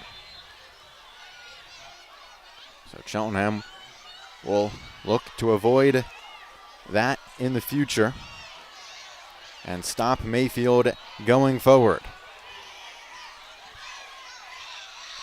A stacked box for Cheltenham. Annan hands off to Mayfield, and he is met by multiple defenders. In on the tackle, Jordan Elmine, only a pickup of a yard. And I think it's quite clear what the focus is, trying to stack the box and make it hard for Mayfield to run and really force the Owls and the quarterback, Miles Annan, to throw the ball. And that's how, if Cheltenham's going to lose, they want to lose by the Owls beating them in the air. I would bet a lot of money that during halftime, Coach Tober emphasized stopping Aiden Mayfield. 2nd and 8, 6:45 to go in the third quarter.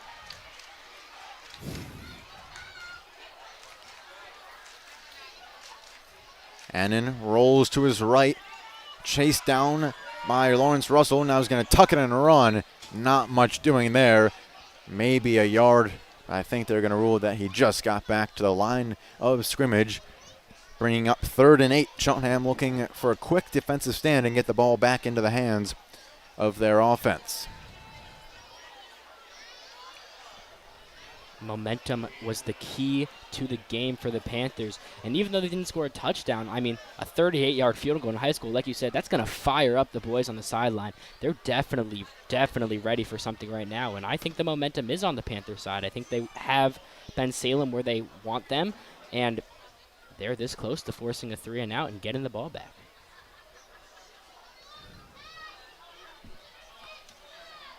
Motion left to right across the formation. Annan takes a snap, drops back to throw, faces pressure, tries to evade it, and he's not able to do it. Thrown down, although there is a flag on the far side of the field. Annan tried to step up in the pocket. Burnley threw him down. We'll see which way the flag goes.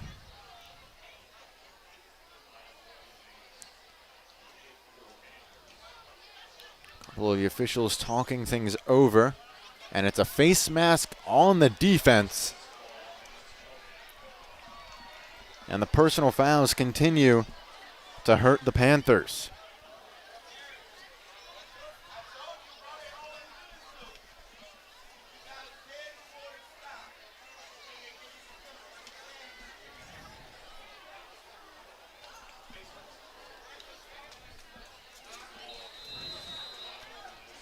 So 3rd and long becomes a new set of downs. Not what Cheltenham wanted there. The Owls, though, will take it. Handoff here to Mayfield. He has room. He steps and cuts, still on his feet, trying to spin away from a final defender. He's not able to, but he's thrown down after he picks up a first down. And Mayfield showing excellent balance, bouncing off defenders and making sure he stays alive as long as he can. That time it was good enough for 11 yards. In the first half, he had 15 carries for 104 yards on the ground in addition to the 1-yard touchdown.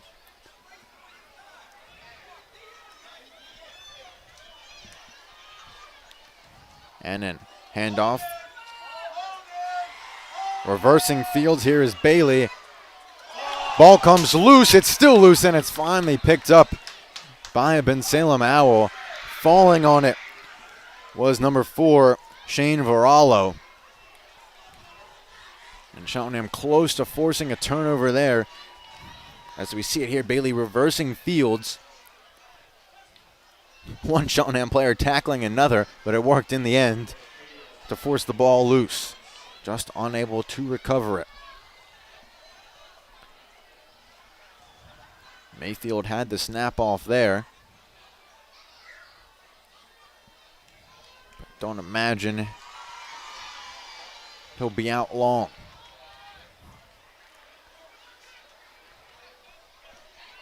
Second and 7. 4.5 to go in the third quarter. A receiver to either side. And in handoff, it's bobbled. And breaking through somehow, some way is Brennan Farnsworth. And he goes all of the way. From a nearly botched handoff to taking it the distance. Farnsworth goes all the way, evading tacklers, tiptoeing the sideline, and extending the Owls' lead. That entire run was basically on the sideline after he fumbled the ball there at the beginning. That is just beautiful football right there. He didn't really see a hole in the middle of the field, so he may do on the sideline. Someone tries to push him out here just around the 15-yard line, but he evades the push out and he walks into the end zone for a touchdown. Yet again, the Owls go for 2. Their initial extra point try on the first touchdown was blocked. Then they went for 2 the second time. It didn't work. They'll try yet again for some extra points post touchdown. Annan rolls to his right. Still on his feet, trying to run. Pylon meets a defender at the goal line and he's in. Flag does fly. And we'll await word from the officials. The white hat referee will be the one to make the signal. And it goes against the Owls and the offense. And now looks like they'll go and settle for the extra point. It's Alan Reyes, the lefty, with Shane Varallo to hold it. Not an easy extra point. The penalty pushes it back a little bit. Varallo gets it down. Reyes puts it up, and it's no good. A strong rush for Cheltenham. Might have rushed him just a bit. Nonetheless, 0 for 2 on the evening for Reyes from the spot. And it remains a one-possession ball game, and we see here kicking starting to become a little bit of a difference. Bensalem missing out on multiple points. Cheltenham gaining the 3 on the long St. John field goal, and because they decided to go for that field goal and convert, they're within 1 score.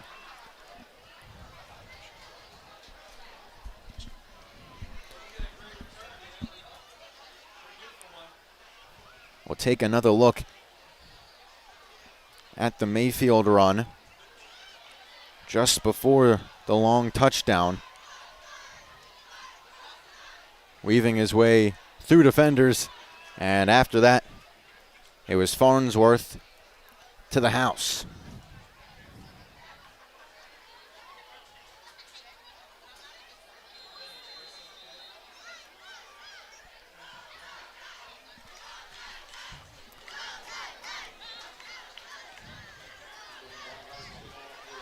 A worm burner. Smith picks it up at the 20 and sets his sights on the other way. Still on his feet past the 30, past the 40, inside towards the 45. Taken down before he got there, but some juice on the run for James Smith. He always has his eyes on the prize, it seems. When he is the returner, he looks downfield, and he's hard to stop as well. He's a very big guy. Smith, kind of small in size, actually, but when you think about how buff he is, how strong he is, it's very hard to tackle him. He's good at breaking tackles, and he made it all the way up to around the 45. Kendall Jackson and the Cheltenham offense look to get things started. Another quick screen to the outside, a nice block. Gideonss goes, splits defenders, and he's going all the way. Makes one last defender miss, but I think it's getting called back. A flag flew right as the block set Gideonss free. We'll call it a touchdown for now. But I think it's coming back. We'll await official word.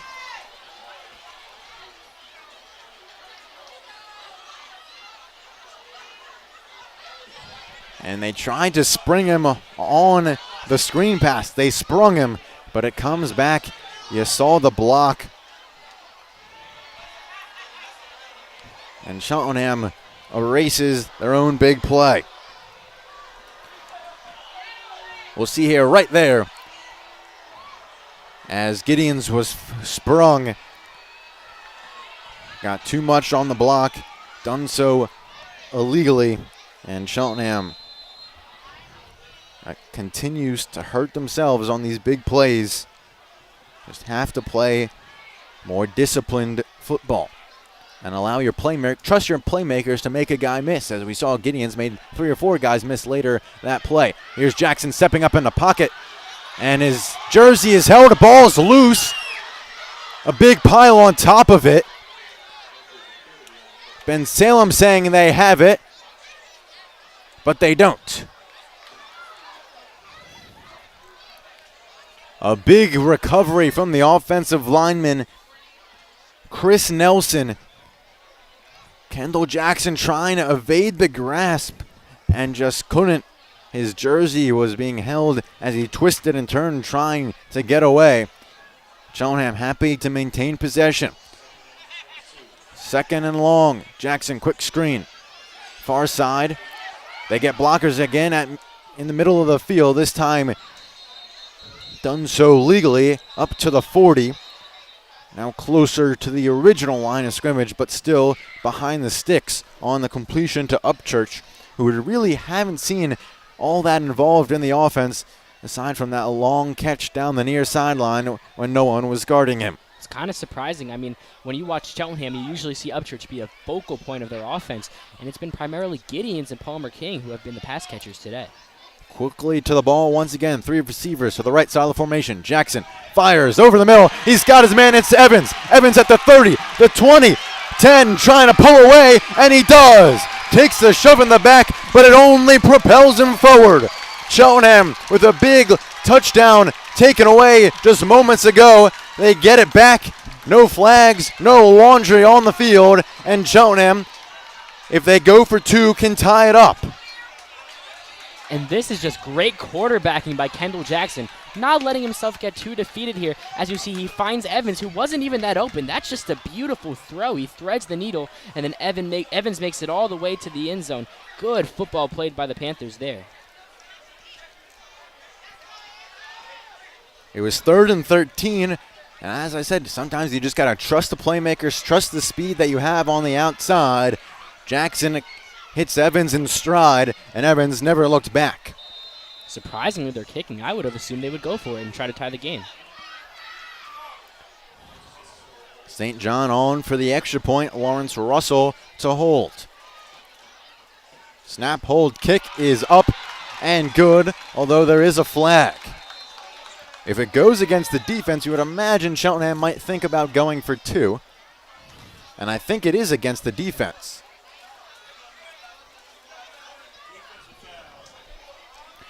It is a defensive foul. We'll see if Cheltenham elects to have it enforced on the kickoff or wants the ball closer and they want to try to go for 2, as it will be a shorter yardage play now.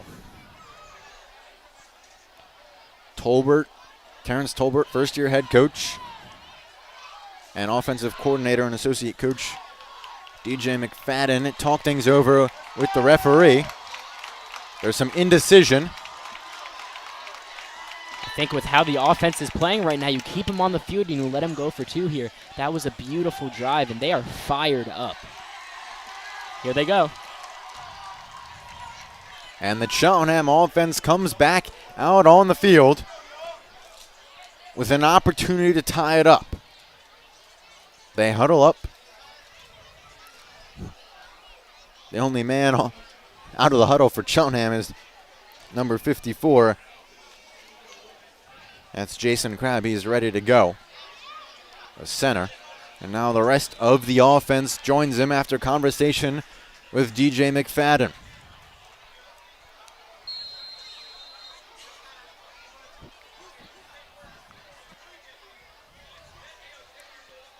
Ball's at the 1. They elect to go from the shotgun. It's Walker in the backfield, left of Jackson. He gets the handoff, and he's got nothing doing. Only had to get a yard, but the Owls defense stands tall, and intact is a 2-point lead for Bensalem. And so far, neither squad too successful with either extra points or 2-point conversions. The lead still stays at 2 for Bensalem. I thought they were going to pass the ball there, especially with how Jackson has been slinging it, but they chose to run it. Defense for Bensalem was ready for it, so they keep the lead. They're up by 2. Look for them to try to take the momentum back here as they will receive the ball. Take another look at that throw.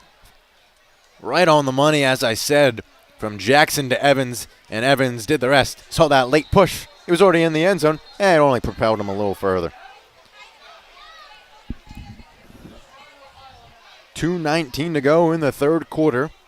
Bensalem 18, Cheltenham 16 after their most recent score.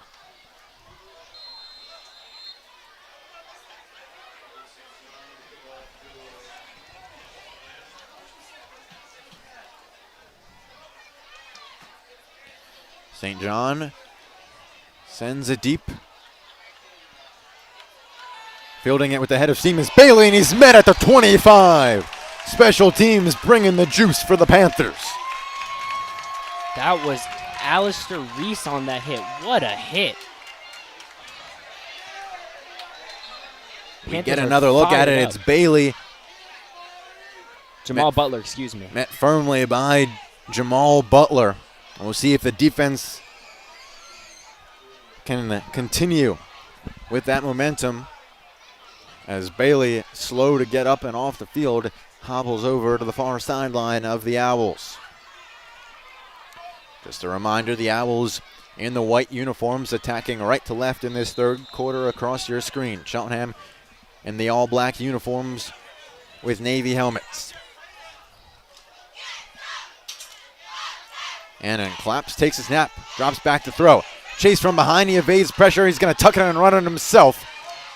And he's got a first down. Excellent job by the quarterback. And he felt pressure from the blind side, brought on by Lawrence Russell.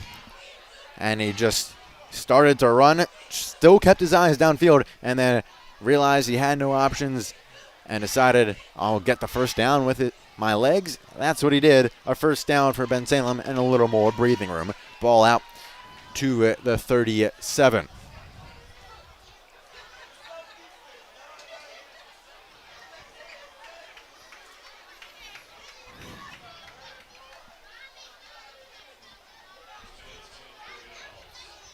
And then takes a snap again, drops back to throw. Faces pressure, steps up, pops it over a defender, and has his man for a first down and more. Ball's loose at the end, and it's recovered, though, by Evan Varallo. Caught it, ran it, lost it, recovered it. We talked about earlier how hard it is to guard an agile quarterback. You see him run out and just flick this ball, and then fumbled by Varallo, but he keeps it. Very big break there for Bensalem. When a quarterback gets on the move like that, as a defender, you have to choose between whether you're going to go after the quarterback or stay with your defender. And that time, Annan was just able to pop it over the defenders. And it looks like a dead ball, late foul. This is going to advance the Owls even further into Cheltenham territory. Ball now spotted at the 33.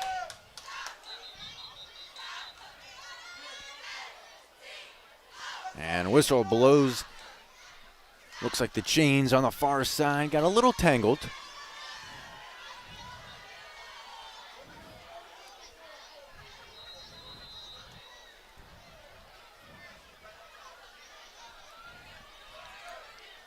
All sorted out now. Back to play. A minute 30 to go. Annan again dropping back to pass. Gives a shoulder fake. Evades the pocket. Throws downfield. And has a man, but his feet are out of bounds. Again, it was Evan Varallo. Just couldn't keep his feet in bounds. Cheltenham's fans and a sideline were appealing for an offensive hold, and they had a great case as they had a rusher coming off the edge that was clearly held. I believe it was Isaiah Fields Keels. I saw that as well. It looks like Russell was the one held, and he knew it right away. Nothing called, so 2nd and 10. One receiver split outside their side. Cheltenham looking to bring pressure, and play is blown dead.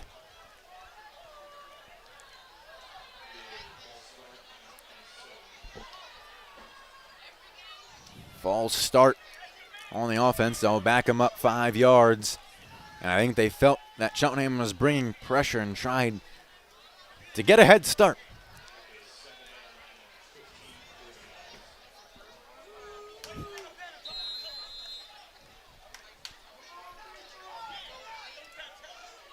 A minute 24 left in the third quarter. 2nd and 15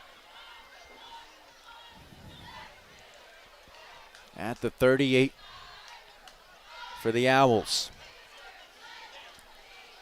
They split Bailey out to the near side.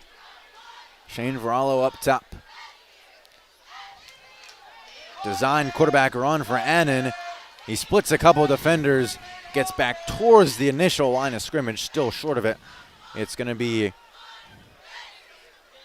3rd and 12. They still need to reach to the 23, and the ball is spotted at the 35. You have to wonder if this is 4-down territory. Too deep into Cheltenham territory to punt, but this would be a long field goal, especially for high school. Especially considering Reyes has missed both extra points. Potentially they have someone else that kicks their field goals, but I would doubt it. They split out 4 receivers overloaded to the far side of the formation. Annan calls for Evan Varallo to meet him in the backfield. Annan rolls to his right, looking for space, has room, and he's close to first down yardage. We'll see the spot they give him. I think he's going to be just shy. Yes. Not much of a decision now whether you go for it or not. Another look here. Annan quickly decides to run it. And just out of the reach of a couple of Cheltenham defenders, I thought Justin Camerons was going to be able to bring him down. But the Panthers were not able to. And that'll be the final play of the third quarter. We'll flip ends and head to the final frame. The fourth quarter starts when we come back. Bensalem up by 2, 18-16 here on the Sports Fanbase Network.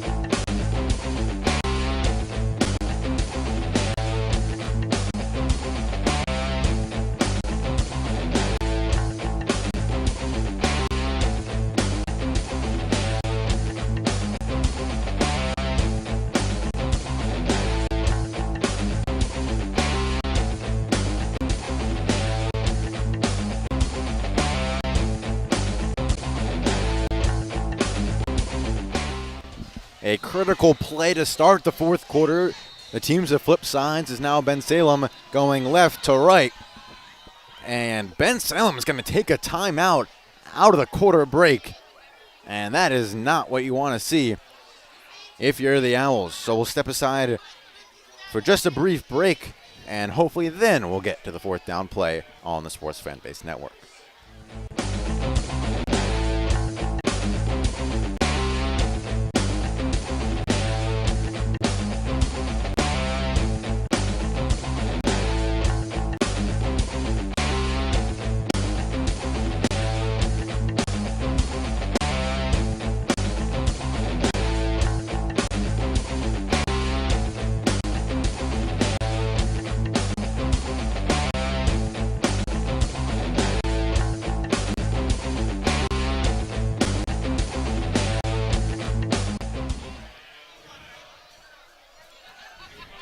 A timeout less for Bensalem. They still stay on the field to go for it. On 4th and a yard. Handoff to Mayfield. Haven't seen him in the game in a while, and he's got enough for a first down. Kind of find it hard to believe that they needed to take a timeout to hand it off to Mayfield.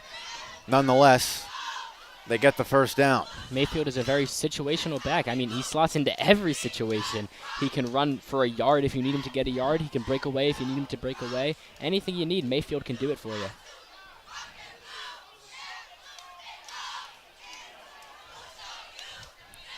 Fresh set of downs for the Owls deep into Cheltenham territory, approaching the red zone. A yard away. At the 21, Annan takes a snap. Handoff. Mayfield slips in the backfield, stays on his feet. Only picks up a yard as his wheels sputtered before he could get him going. Cheltenham will take it. One of the first times we've seen him truly get stifled. I mean, he kind of slipped, but still, not much yardage there.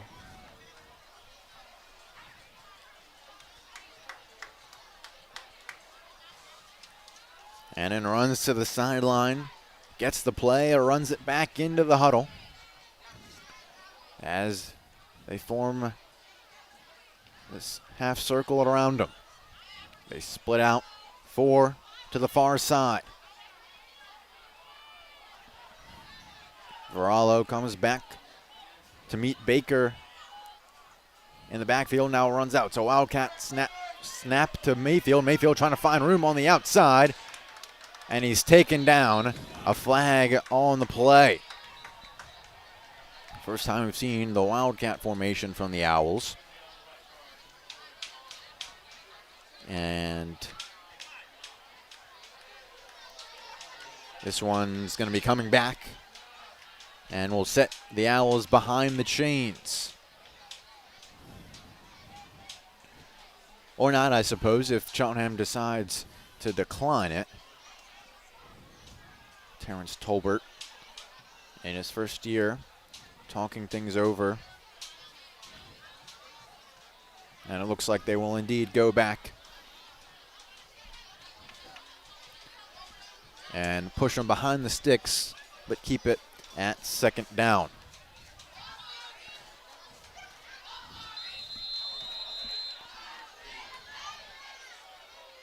A minute and a half into the fourth quarter.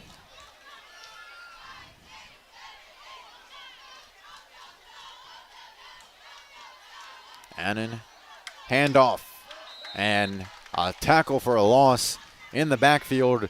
A couple of Cheltenham defenders in on the tackle. Lawrence Russell in there, Elijah Burnley as well. And 3rd and long for the Owls. A lot of plays in high school football are ran on the opposing team's side of the field. You wonder why that could be. I think it's probably defensive awareness. It's something I've thought about throughout this entire game.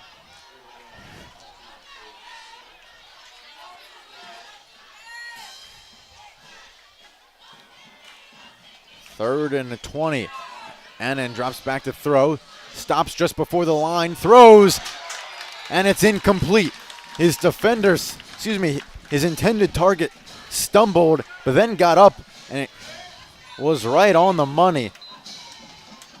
But the incompletion was forced by tight coverage there by the defender.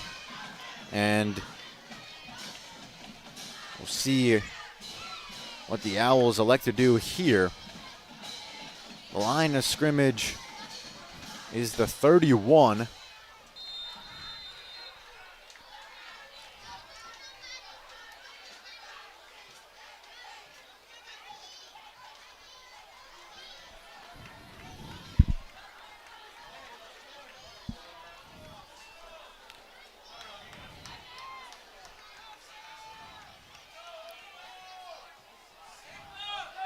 Fourth down and 20, the offense stays out on the field. This would be devastating for the Panthers to give up. Annan takes a shotgun snap, airs it out near side, and it's nearly intercepted. Farrell forces the incompletion. Almost got his hands on it, but quite frankly, an incomplete pass there is probably better than the interception, considering he was falling to the ground and wouldn't have been able to return it. And the Owls turn it over on downs, and Cheltenham will take over.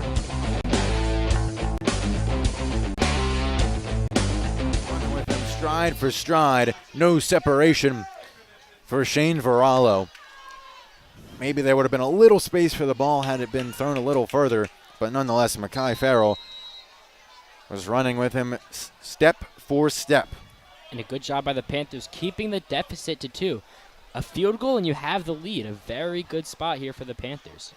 2 receivers to either side. Now Gideonss in motion, takes the pop pass and tries to back his way towards the initial line of scrimmage, but the Owls sniffed it out from the very beginning. This is usually the situations where Cheltenham, from what we've seen previously, they'll get deep downfield, but then they just come up short. They need to get better at being able to finish these drives, and this is a very important one here in the fourth quarter. They'll be without one of their top targets on the play, as Gideonss has to come out because his helmet came off. Jackson alone in the backfield, fires near side. Here's Upchurch makes a man miss. He's at the 50, the 40, the 30, the 20. He's got one man to beat to the pylon. Stutters around him, and he's taken out of bounds at the 5. We haven't seen him in a while, but Isaiah Upchurch strikes when the team needed him the most. No need for Gideonss there. That was usually a play that you might see Gideonss catch. But guess what? Upchurch has it, and he is quick. He was out in the open field, maybe got a little bit tired near the end of the play. Good defense by Bensalem to be able to even catch him and not allow him to score. But now it's the red zone offense coming out for the Panthers. Got a 65-yard pickup for the Panthers, and there's an injured Owl on the play while he's tended to. We'll step aside. 8:41 to go in the fourth quarter. Cheltenham threatening to take the lead.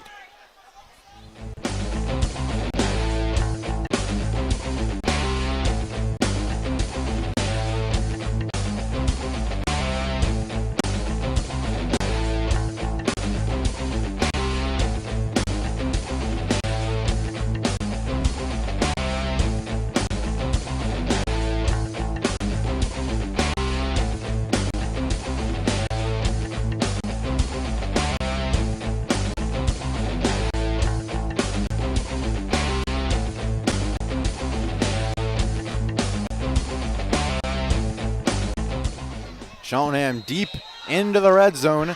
It's about their execution. James Smith on the left hip of Jackson. Jackson, handoff to Smith. He has a hole, spins forward, and he's just shy of the goal line. Picks up about 4.5 of the necessary 5 yards. They go quickly back to the line. Still in the shotgun. Jackson takes a snap. Another handoff to Smith. He leaps, and he's in.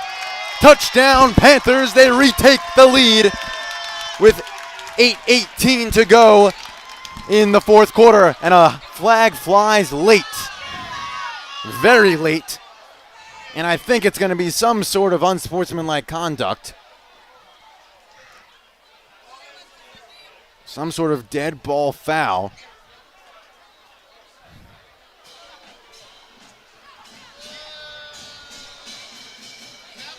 And as long as it's a dead ball foul, the score will stand. You see here, Smith gets it on back-to-back rushes and leaps over the pile. And yeah, I think it's going to go against Carson. Gideonss kind of came down, got low to one of the Owls defenders that was on the ground and gave him some talking to. It goes against the offense.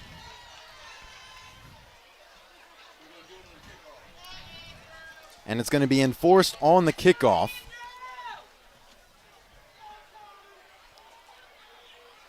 Every extra point so critical in a game like this.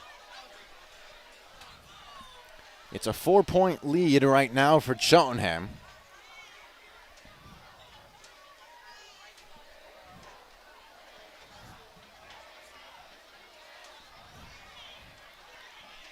They'll go for the extra point to push it to 5. 2 points would push it to 6, meaning they'd have to make an extra point, which they've struggled to do with the Owls, should they score again nonetheless. St. John out to make it a 5-point lead.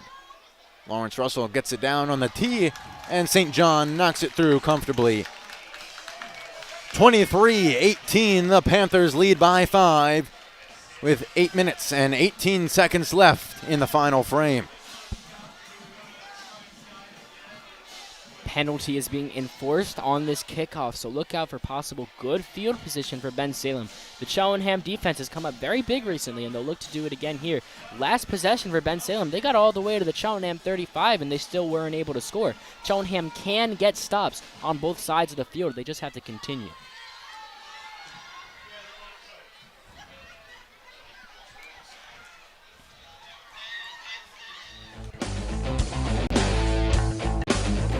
Play, Upchurch getting a good block.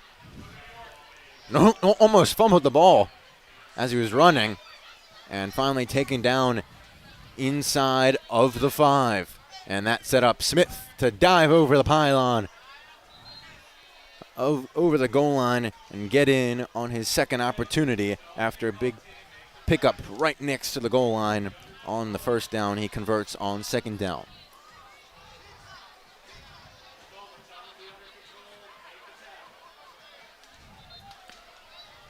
Cheltenham's defense now should get the ball, should defend, with the lead, something they haven't done in a little while. The kickoff from the 25 as a result of the unsportsmanlike conduct penalty. St. John puts his leg into it and reaches about the 25, where it's looked to be returned by Mayfield. Mayfield, one man to beat, splits inside. St. John to slink. St. John slow him down enough. No, Mayfield all the way for a touchdown. And just like that, Bensalem back on top. The third touchdown of the game for Aiden Mayfield. He's got one rushing, he's got one receiving, and he's now got a special teams touchdown. Another look at it here. He had one man to beat. It was St. John. He just got around St. John, and I thought maybe he was going to get tracked down from behind by Logan Brown because St. John slowed him up just enough, but it didn't, and that shows you the importance of playing disciplined football. The only reason, really, he got that head start and caught it where he did was because of the 15-yard penalty on Carson Gideonss, and as great a receiver as Gideonss is, there's no need to taunt the guy after you just scored and took the lead, because it comes back and bites Cheltenham just 15 seconds later. Owls are going to go for 2 here.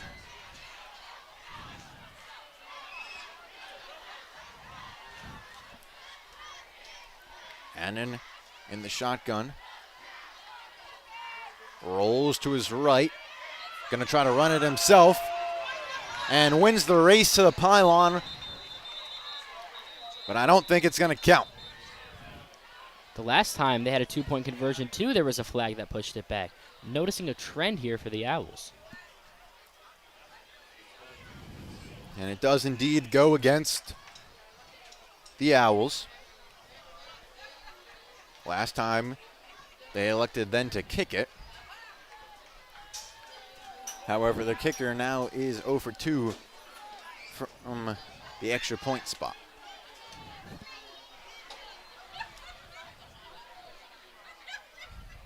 As you mentioned, little mistakes can come back to bite you, and it's okay to be, excited about your team scoring a touchdown, but doing things that could possibly result in a penalty is only going to hurt your team.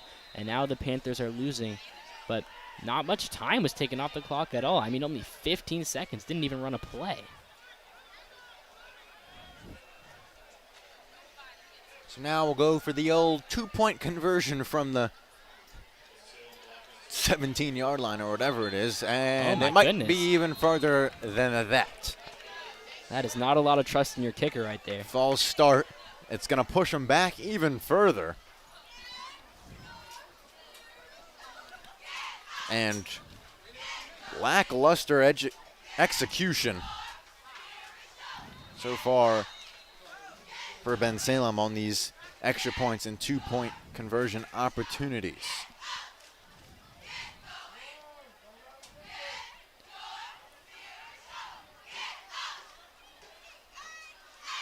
Still looks like they're going to line up and go for this from around the 20.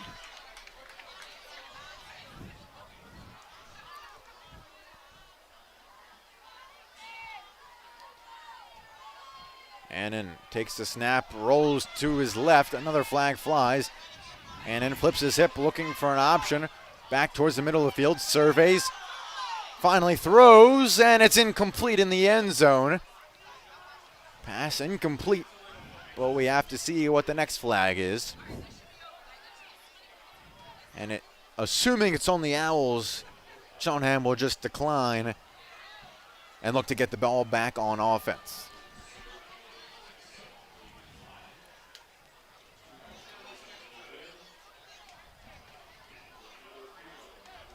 All 4 2-point conversions they've attempted today have had penalties. That's a huge issue that Bensalem needs to fix. You can expect that coaching is not happy whatsoever about that. Neither of these teams playing clean football, I'd say. A lot of mistakes, both mental and physical, on both teams. Going back to penalties, to missed assignments, and the above.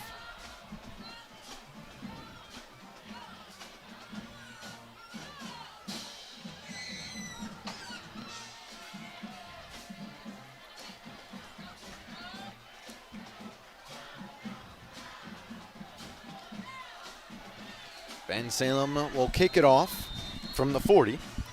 No penalty. With the 1-point lead, 24-23. Let it go out of bounds, and it skips out of bounds. A legal procedure, and Cheltenham will benefit greatly from a kick out of bounds. And the kicking games for Bensalem has been lackluster. That's not number 27 there was kicking it off. That's Dylan Barnhart. He's not the one who's missed both of the extra points. Little kicking controversy in the middle of this football game. Bensalem is trying to figure out a direction where to go now. They would have a lot more points on the board if they had a kicker that was as competent as, say, Andrew St. John.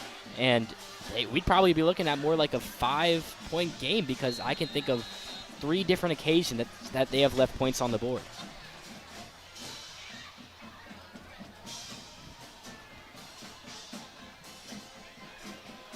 So Kendall Jackson, the junior, leads the offense back out on the field, this time down by 1. Jackson loses it, and it's intercepted. Looking to take it back all the way. Has one man to beat, and he's in for a touchdown, a big man touchdown. The defensive lineman, Joe Dockerty, who we saw get injured earlier in the game, picks it off and takes it all the way. Jackson was looking to throw the quick screen, and he lost it. It just came out of his hands. And about as terrible as things could have gone for the Panthers and the Owls. A pick 6, not one you see often. And right now it's a scoring brigade for the Owls. The ball just slipped out of his hands. There's not even much you can do right there. Straight into the arms of the defensive lineman for Bensalem. That is unfortunate for the Panthers. The senior Dockerty took it all the way. And I don't know if he's ever had a touchdown in his career before, but those big guys like to celebrate when they get a touchdown or even an opportunity to pick one off. That one, though, was a pick six. This is unbelievable. Another penalty after a touchdown for Bensalem. This is what, the fifth one there's been today? Unbelievable. What do you even make of this? This is undisciplined. I think it's got to come down to coaching at some point if you continue to allow these things to happen. It's one thing if it happens once, but repeated issues tend to mean there's something going on coaching-wise. As Reyes tries to redeem himself, this would put the Owls up by 8. That one might have taken a deflection. Nonetheless, it's through, and Reyes finally converts. Puts the Owls up by 8, 31-23. It still remains a one-possession game. Can't get disheartened if you're the Panthers. You're going to have the ball. Like you said, it's still a one-possession game. There's a real chance for them right now. It's just staying motivated and ready to play your best football. The past is in the past. You have to focus on the future. Another look at that one. A 35-yard return for Dockerty. And a little bit of luck goes into that. Just slipped out of the hands of Kendall Jackson. He was trying to get it out quickly. I think maybe he was in the act of throwing and then didn't want to throw it suddenly and tried to kind of bring it back down, trying to tuck it down. Nonetheless, it ends up in the hands of Dockerty, and Dockerty made no mistake about it, rushing to the pylon and in for a touchdown.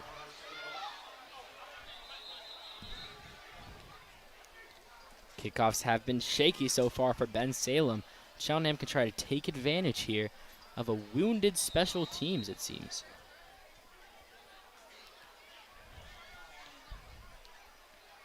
Another worm burner. Gideonss picks it up at the 25. Gets a block near side. Blockers down the sideline. He's still on his feet at the 30. One man to beat. Cuts inside. Dragging defenders with him. He's in for a touchdown. This game has gone crazy. A late flag flies in the end zone.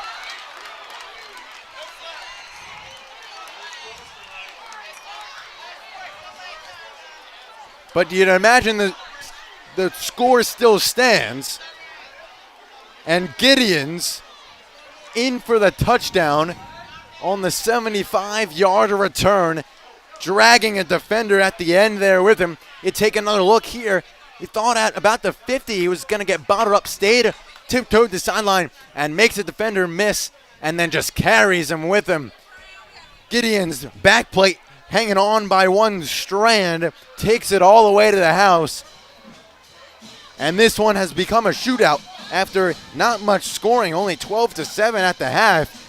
It's now at 31-29, and you'd imagine, and it looks like, that Cheltenham is going to go for two to try to take the lead, to tie it up at 31 apiece. But yet another flag in the end zone. Another unsportsmanlike conduct on Gideonss. This is his third of the game. I mean, this is becoming an issue, but if you looked at what happened, it just seemed like he celebrated. He got excited. It didn't seem to harm anyone else, but referees calling the game as they would call any game, and that's the third unsportsmanlike conduct against Gideonss, and it looks like they're going to bring the 2-point conversion back.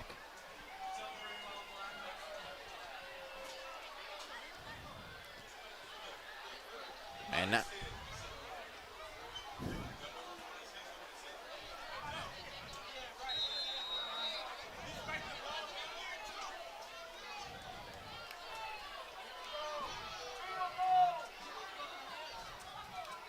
and now it looks like Cheltenham's going to rush off the field. They had the 2-point squad in. Now St. John comes out for the extra point. Because of the penalty, he's kicking it from the 25, making a 35-yard extra point. He does have a 38-yard field goal under his belt already tonight. Snap, hold, kick is up and good. St. John money from 35, Cheltenham within 1. This game has had absolutely everything, and now, I mean, who's to say that we're not going to have another big kickoff play? The special teams have been the weakness of the game, but they've also have been what's made the game so genuinely entertaining. Just play after play, explosiveness after explosiveness from both sides. Not much more you can ask for on this homecoming night. We take another look at it. This is Mayfield making St. John miss and going to the house. That was after the penalty. And then here Cheltenham, Gideonss responding, somewhat making up for his penalty, but then he got another one in the end zone. The guy likes to celebrate. Saw the spike at the end there, which I think is the reason for the penalty. And we've had 4 scores in 40 seconds. At 8 minutes and 18 seconds, James Smith ran for the Cheltenham touchdown.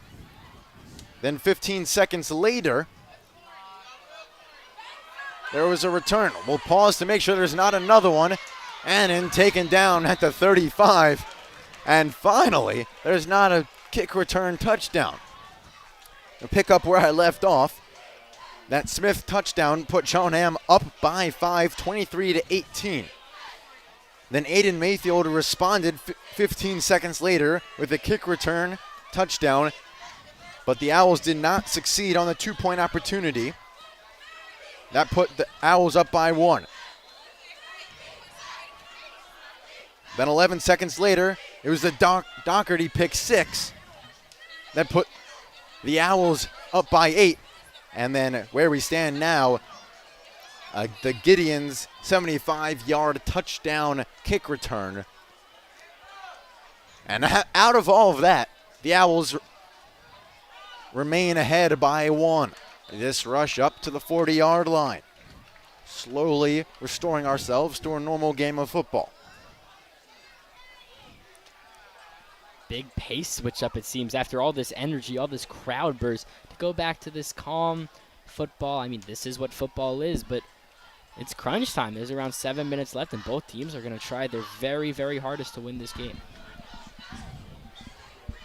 And if the first 3+ quarters are any indication, I think it's going to come down to discipline. And execution, obviously. But can't give teams free 15 yards left and right. 2nd and 4. Cheltenham loading the box. 2 receivers out for the Owls to the near side. Annan takes a snap. Handoff to Mayfield, looking for options and tries to squeak through and is short of the lines again. He's going to need 2 more, will the Owls, to reach the 45. An Owls player emerged from that pile, and you almost thought, is that Mayfield somehow escaping? It was just one of the blockers getting out of the pile. But I wouldn't have been shocked if it was Mayfield based on what we've seen out of him. 3 touchdowns so far in this one for the senior running back. 3rd and 2. Less than 6 minutes to go in the 4th quarter. Same formation. Annan takes a snap. Handoff to Mayfield. Up the gut, nothing doing. But a favorable spot's going to give him the first down. I didn't really see that out of that rush.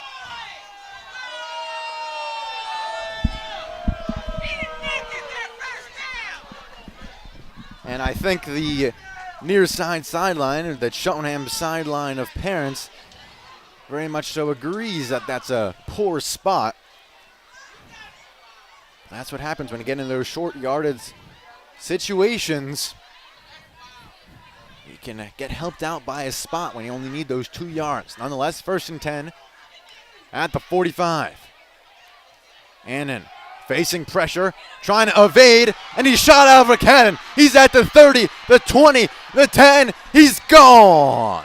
A 55-yard scamper for Annan.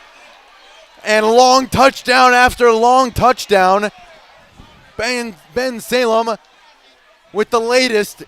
The quarterback Annan, and it scampers to the left side. And this is just incredible. Annan shot out of a cannon there. That was crazy. 55 yards, like you said. That is ridiculous. Took advantage. Cheltenham was aggressive off the line of scrimmage, trying to shut down the pass and maybe the run, but they were, comes back to it, undisciplined in the rush lanes, letting Annan skip away. You would think at this point in the game you'd have a spy on Annan to make sure something like that doesn't happen. Now Reyes back out again to make it an 8-point ball game via extra point. This one is up and through. Whistles did blow. On the defense. Looks like the near side gunner's trying to block it. Got a little bit of a head start. We await the white hat to inform us.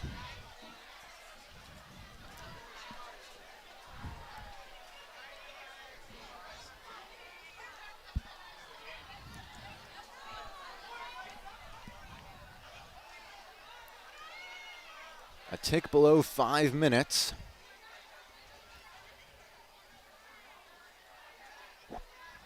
And Reyes will re-kick.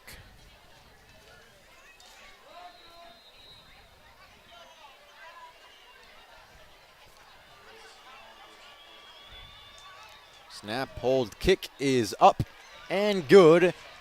Reyes restores the Owls' lead to 8 with just a tick below 5 minutes to go in what has been a crazy fourth quarter.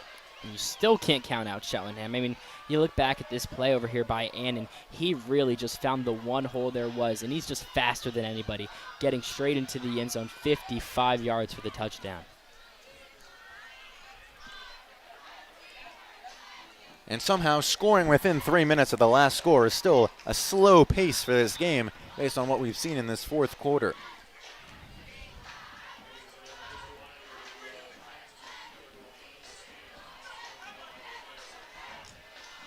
Once again, you can expect on this kickoff there's always some drama, so don't turn away for a second.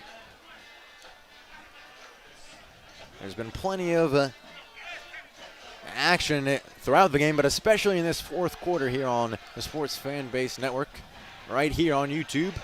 One of many games SFBN producing today, the only YouTube exclusive, however. And if you're not watching, I suggest you call some people and tell them we've got a Friday Night Lights spectacular going down at Wissahickon Trojan Stadium. That kickoff is blown dead.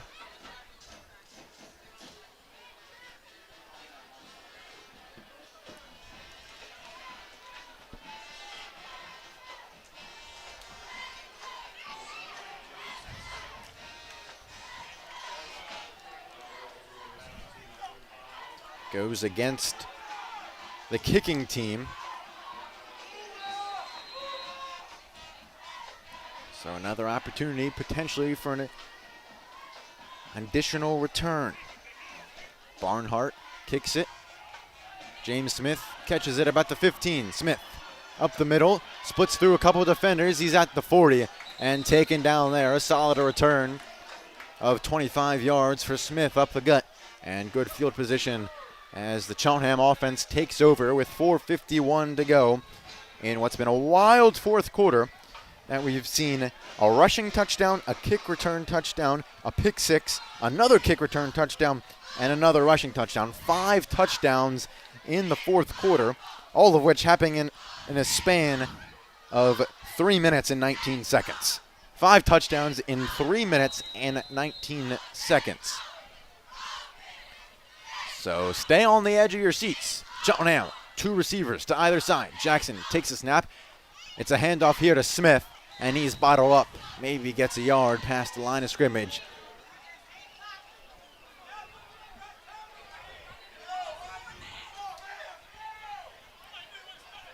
A lot of Cheltenham's big plays have been off of aggressiveness. It's something that's worked for them better in this fourth quarter. We'll see if they go back there.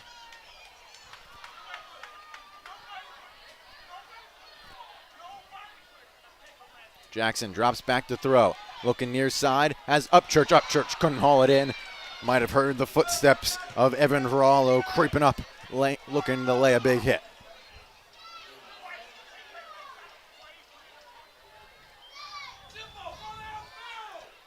You wonder if they don't get this third down, if this is fourth down territory. I mean, 4 minutes left. There is a slight sense of urgency for Cheltenham. Jackson on 3rd and 9, drops back. Good protection, airs it out over the middle. And it's intercepted. No, he lost it at the end. Mayfield thought he had it. His helmet came off. And the referee says he did not haul it in. And now Mayfield is barking off towards the Cheltenham sideline. Cheltenham's fans and sidelines appealing for a penalty. As Mayfield spiked the ball, the same thing Gideonss was called for. Gideonss was already in the end zone when he did it. Mayfield was in the field of play. We take another look here. I'm not so sure the ball touched the ground. He definitely jostled with it.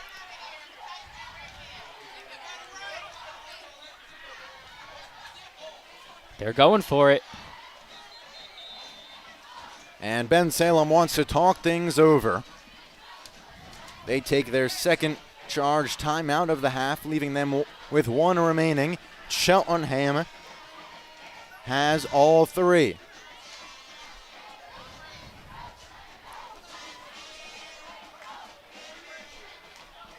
Another look at it here. He definitely adjusts. His helmet also comes off.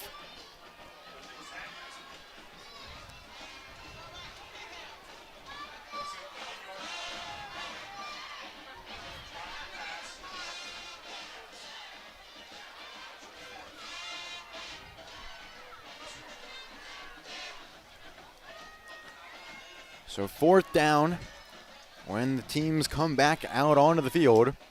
It's 4th and 9. You see Tolbert talking to an official just outside of the huddle. I think he's clearly not happy that there was no penalty called on Mayfield. Can't blame him at all for that. I mean, like I said, when Gideonss did it, he was out of the field of play and Mayfield was in it. By rule, you're really only supposed to call it if it's in the field of play. But Mayfield got away with that there. It's a little weird. I mean, either way, it's excessive celebration, taunting, whatever you want to call it. Nonetheless, Cheltenham on 4th down with just over 4 minutes to go. 3 receivers split to the near side. Jackson looks that way, airs it out, and through the hands of Upchurch. It was up the ladder, and he couldn't climb to get it through his hands, and Cheltenham turns it over on downs as Upchurch and Jackson couldn't connect on that one. And now Cheltenham's defense will need a big stand to give their offense another opportunity.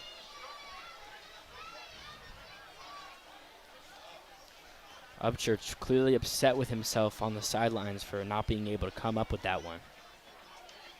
Throw was a little bit high, but it's one that I think Cheltenham fans and Upchurch himself expect that he comes down with.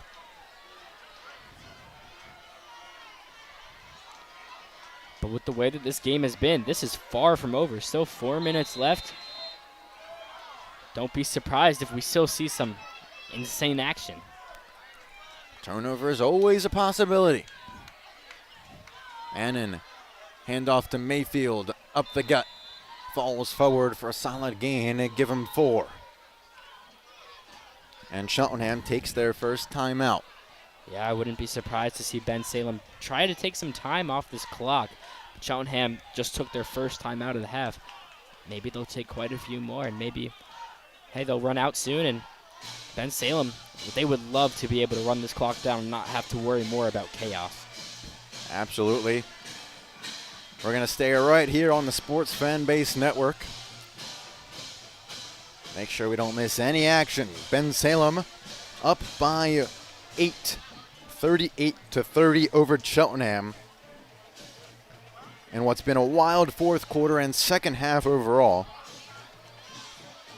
Just 12-7 was the score at the half.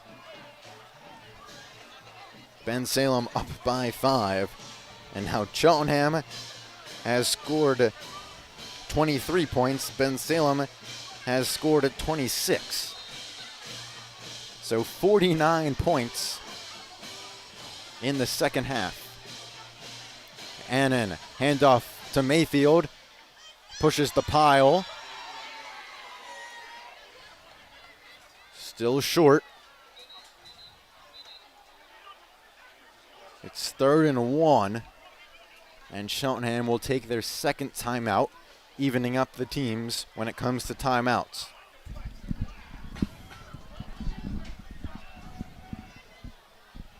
.3:41 to go. The problem now here for Cheltenham is that you'd expect the Owls go for it on 4th down if they don't get it on 3rd, and they only have a yard to go.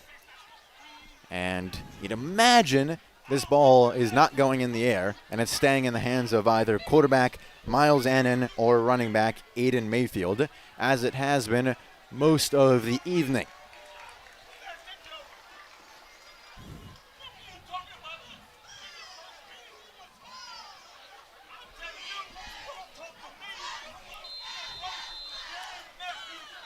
Third and 1.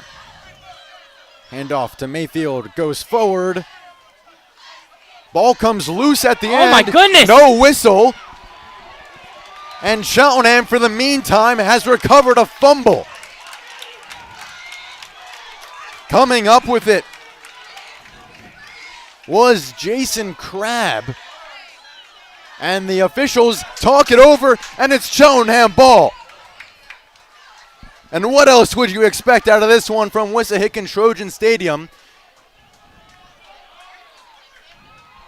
Crabb emerged out of the pile with the ball. A flag is on the field, but the ruling was Cheltenham ball. We take another look at it. The rush here.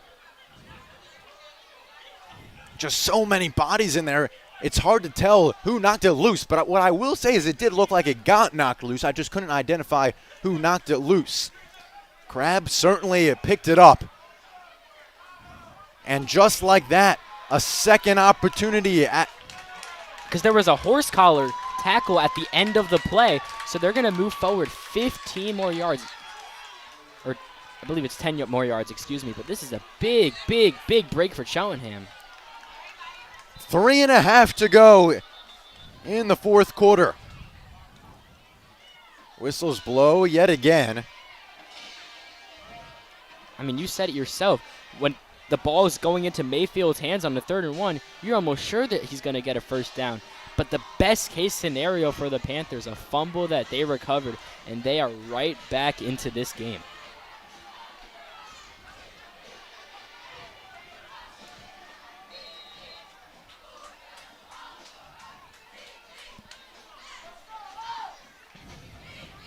Jackson with 3 receivers to the near side. He looks that way, now looks to the right. Evades one tackler, throws it out of bounds. The intended target was Evans, but smart there by Jackson to slow things down just a bit in what's been a chaotic game, especially as we've come down the stretch, not force anything, and live to fight for what we know is going to be 3 more downs, as it's 4-down territory from here on out. Both teams only with 1 timeout, so I mean, we're kind of in the trenches now. This game is going to get decided sooner rather than later.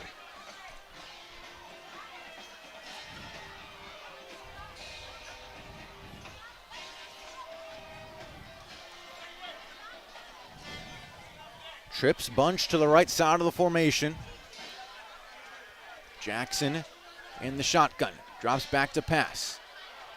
Throws over the middle. It's caught by Palmer King. Shorter first down yardage, but a solid pickup. Should bring up 3rd and about 3.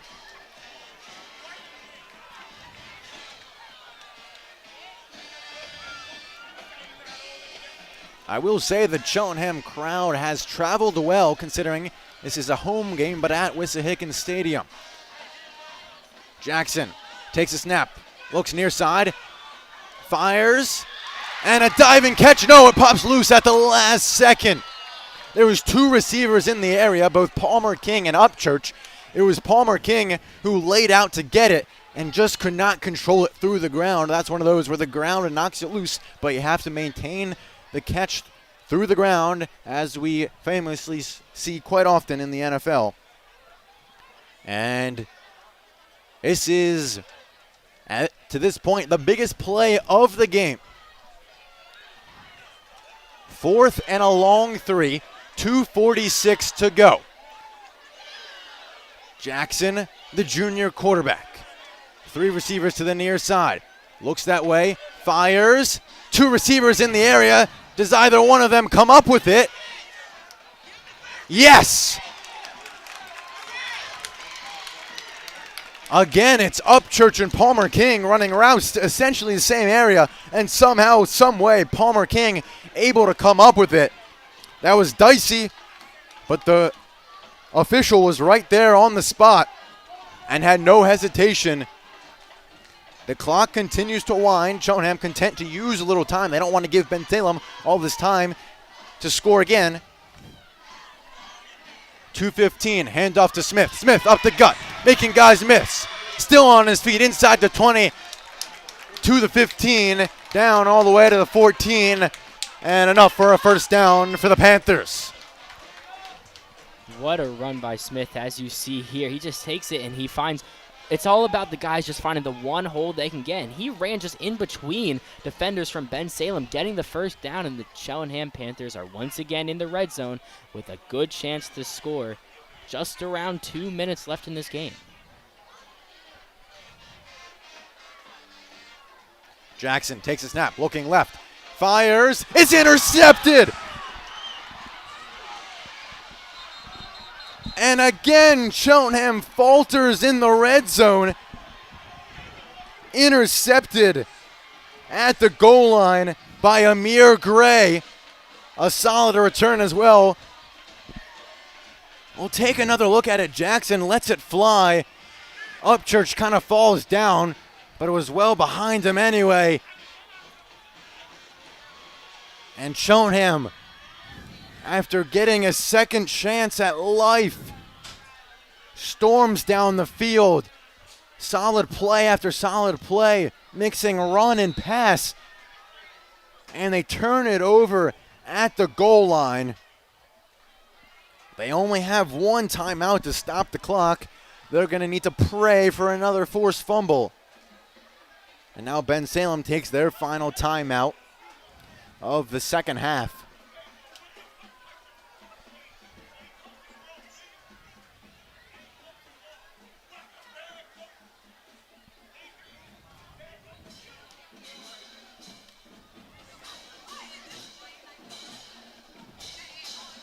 Bensalem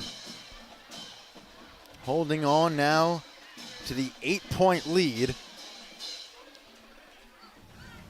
With 3.5 to go, Mayfield fumbles, Crab recovers, and Cheltenham all of a sudden looks like they have life. They then march down the field slowly but surely. They're into the red zone, and Jackson throws an interception. Gray picks it off. I honestly thought Jackson might have run it himself there on that play, but he ends up throwing it. I thought there was contact when I first watched it. Replay looked like there was no illegal contact. A fair pick. And here's Bensalem with 1:37 with the ball, and if they don't make mistakes, they could essentially ice this thing out. They try to kneel it, but a flag flies.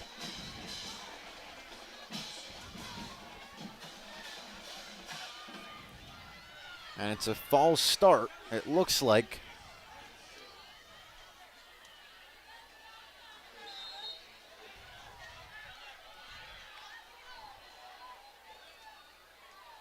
They'll try it again. This time they get it.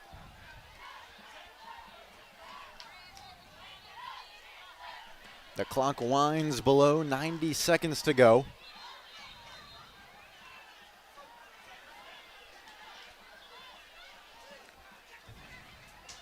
Refs blow the whistle, and Cheltenham did indeed take their final timeout. I was wondering whether they had or not. I wouldn't really be sure why they would wait till 1:16. They let 10 or so seconds, closer to 20 honestly, run off the clock.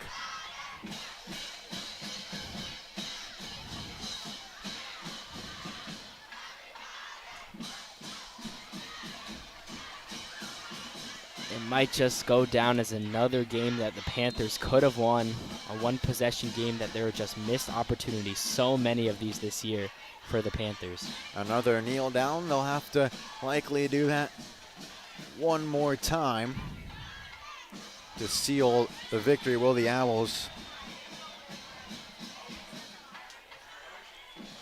And it becomes yet another in the line, as you mentioned, of the close games that the Panthers just can't pull out. Last season, they were 0-5 in one-score games. This year, they do have their win against Chamonix by 8 points, but they lost last week to Council Rock South by 8, and they lost to CB East 2 weeks ago by 3, as we called it here on SFBN. And right now, the close games continue to go opposite of the Cheltenham Panthers as they fall to 1-4 on the season, 0-2 in conference play. On the other side, Bensalem improves back above 500. They continue on the seesaw. They're now 3-2, 1-1 in conference play. And they've now won against Upper Darby, lost against Penridge, won against Abington, a loss against Quakertown, and now won against Cheltenham. So that's the seesaw that I mentioned. And a crazy game after a relatively modest first half, not much doing. Cheltenham falls in their homecoming game away from home.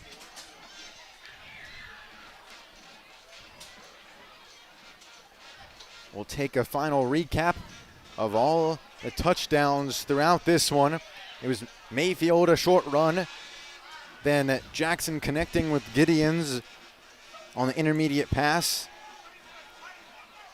And in the beautiful ball over the shoulder to Mayfield.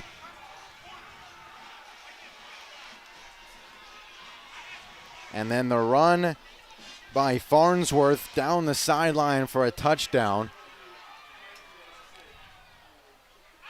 Jackson over the middle to Evans, who flew for 65-plus yards.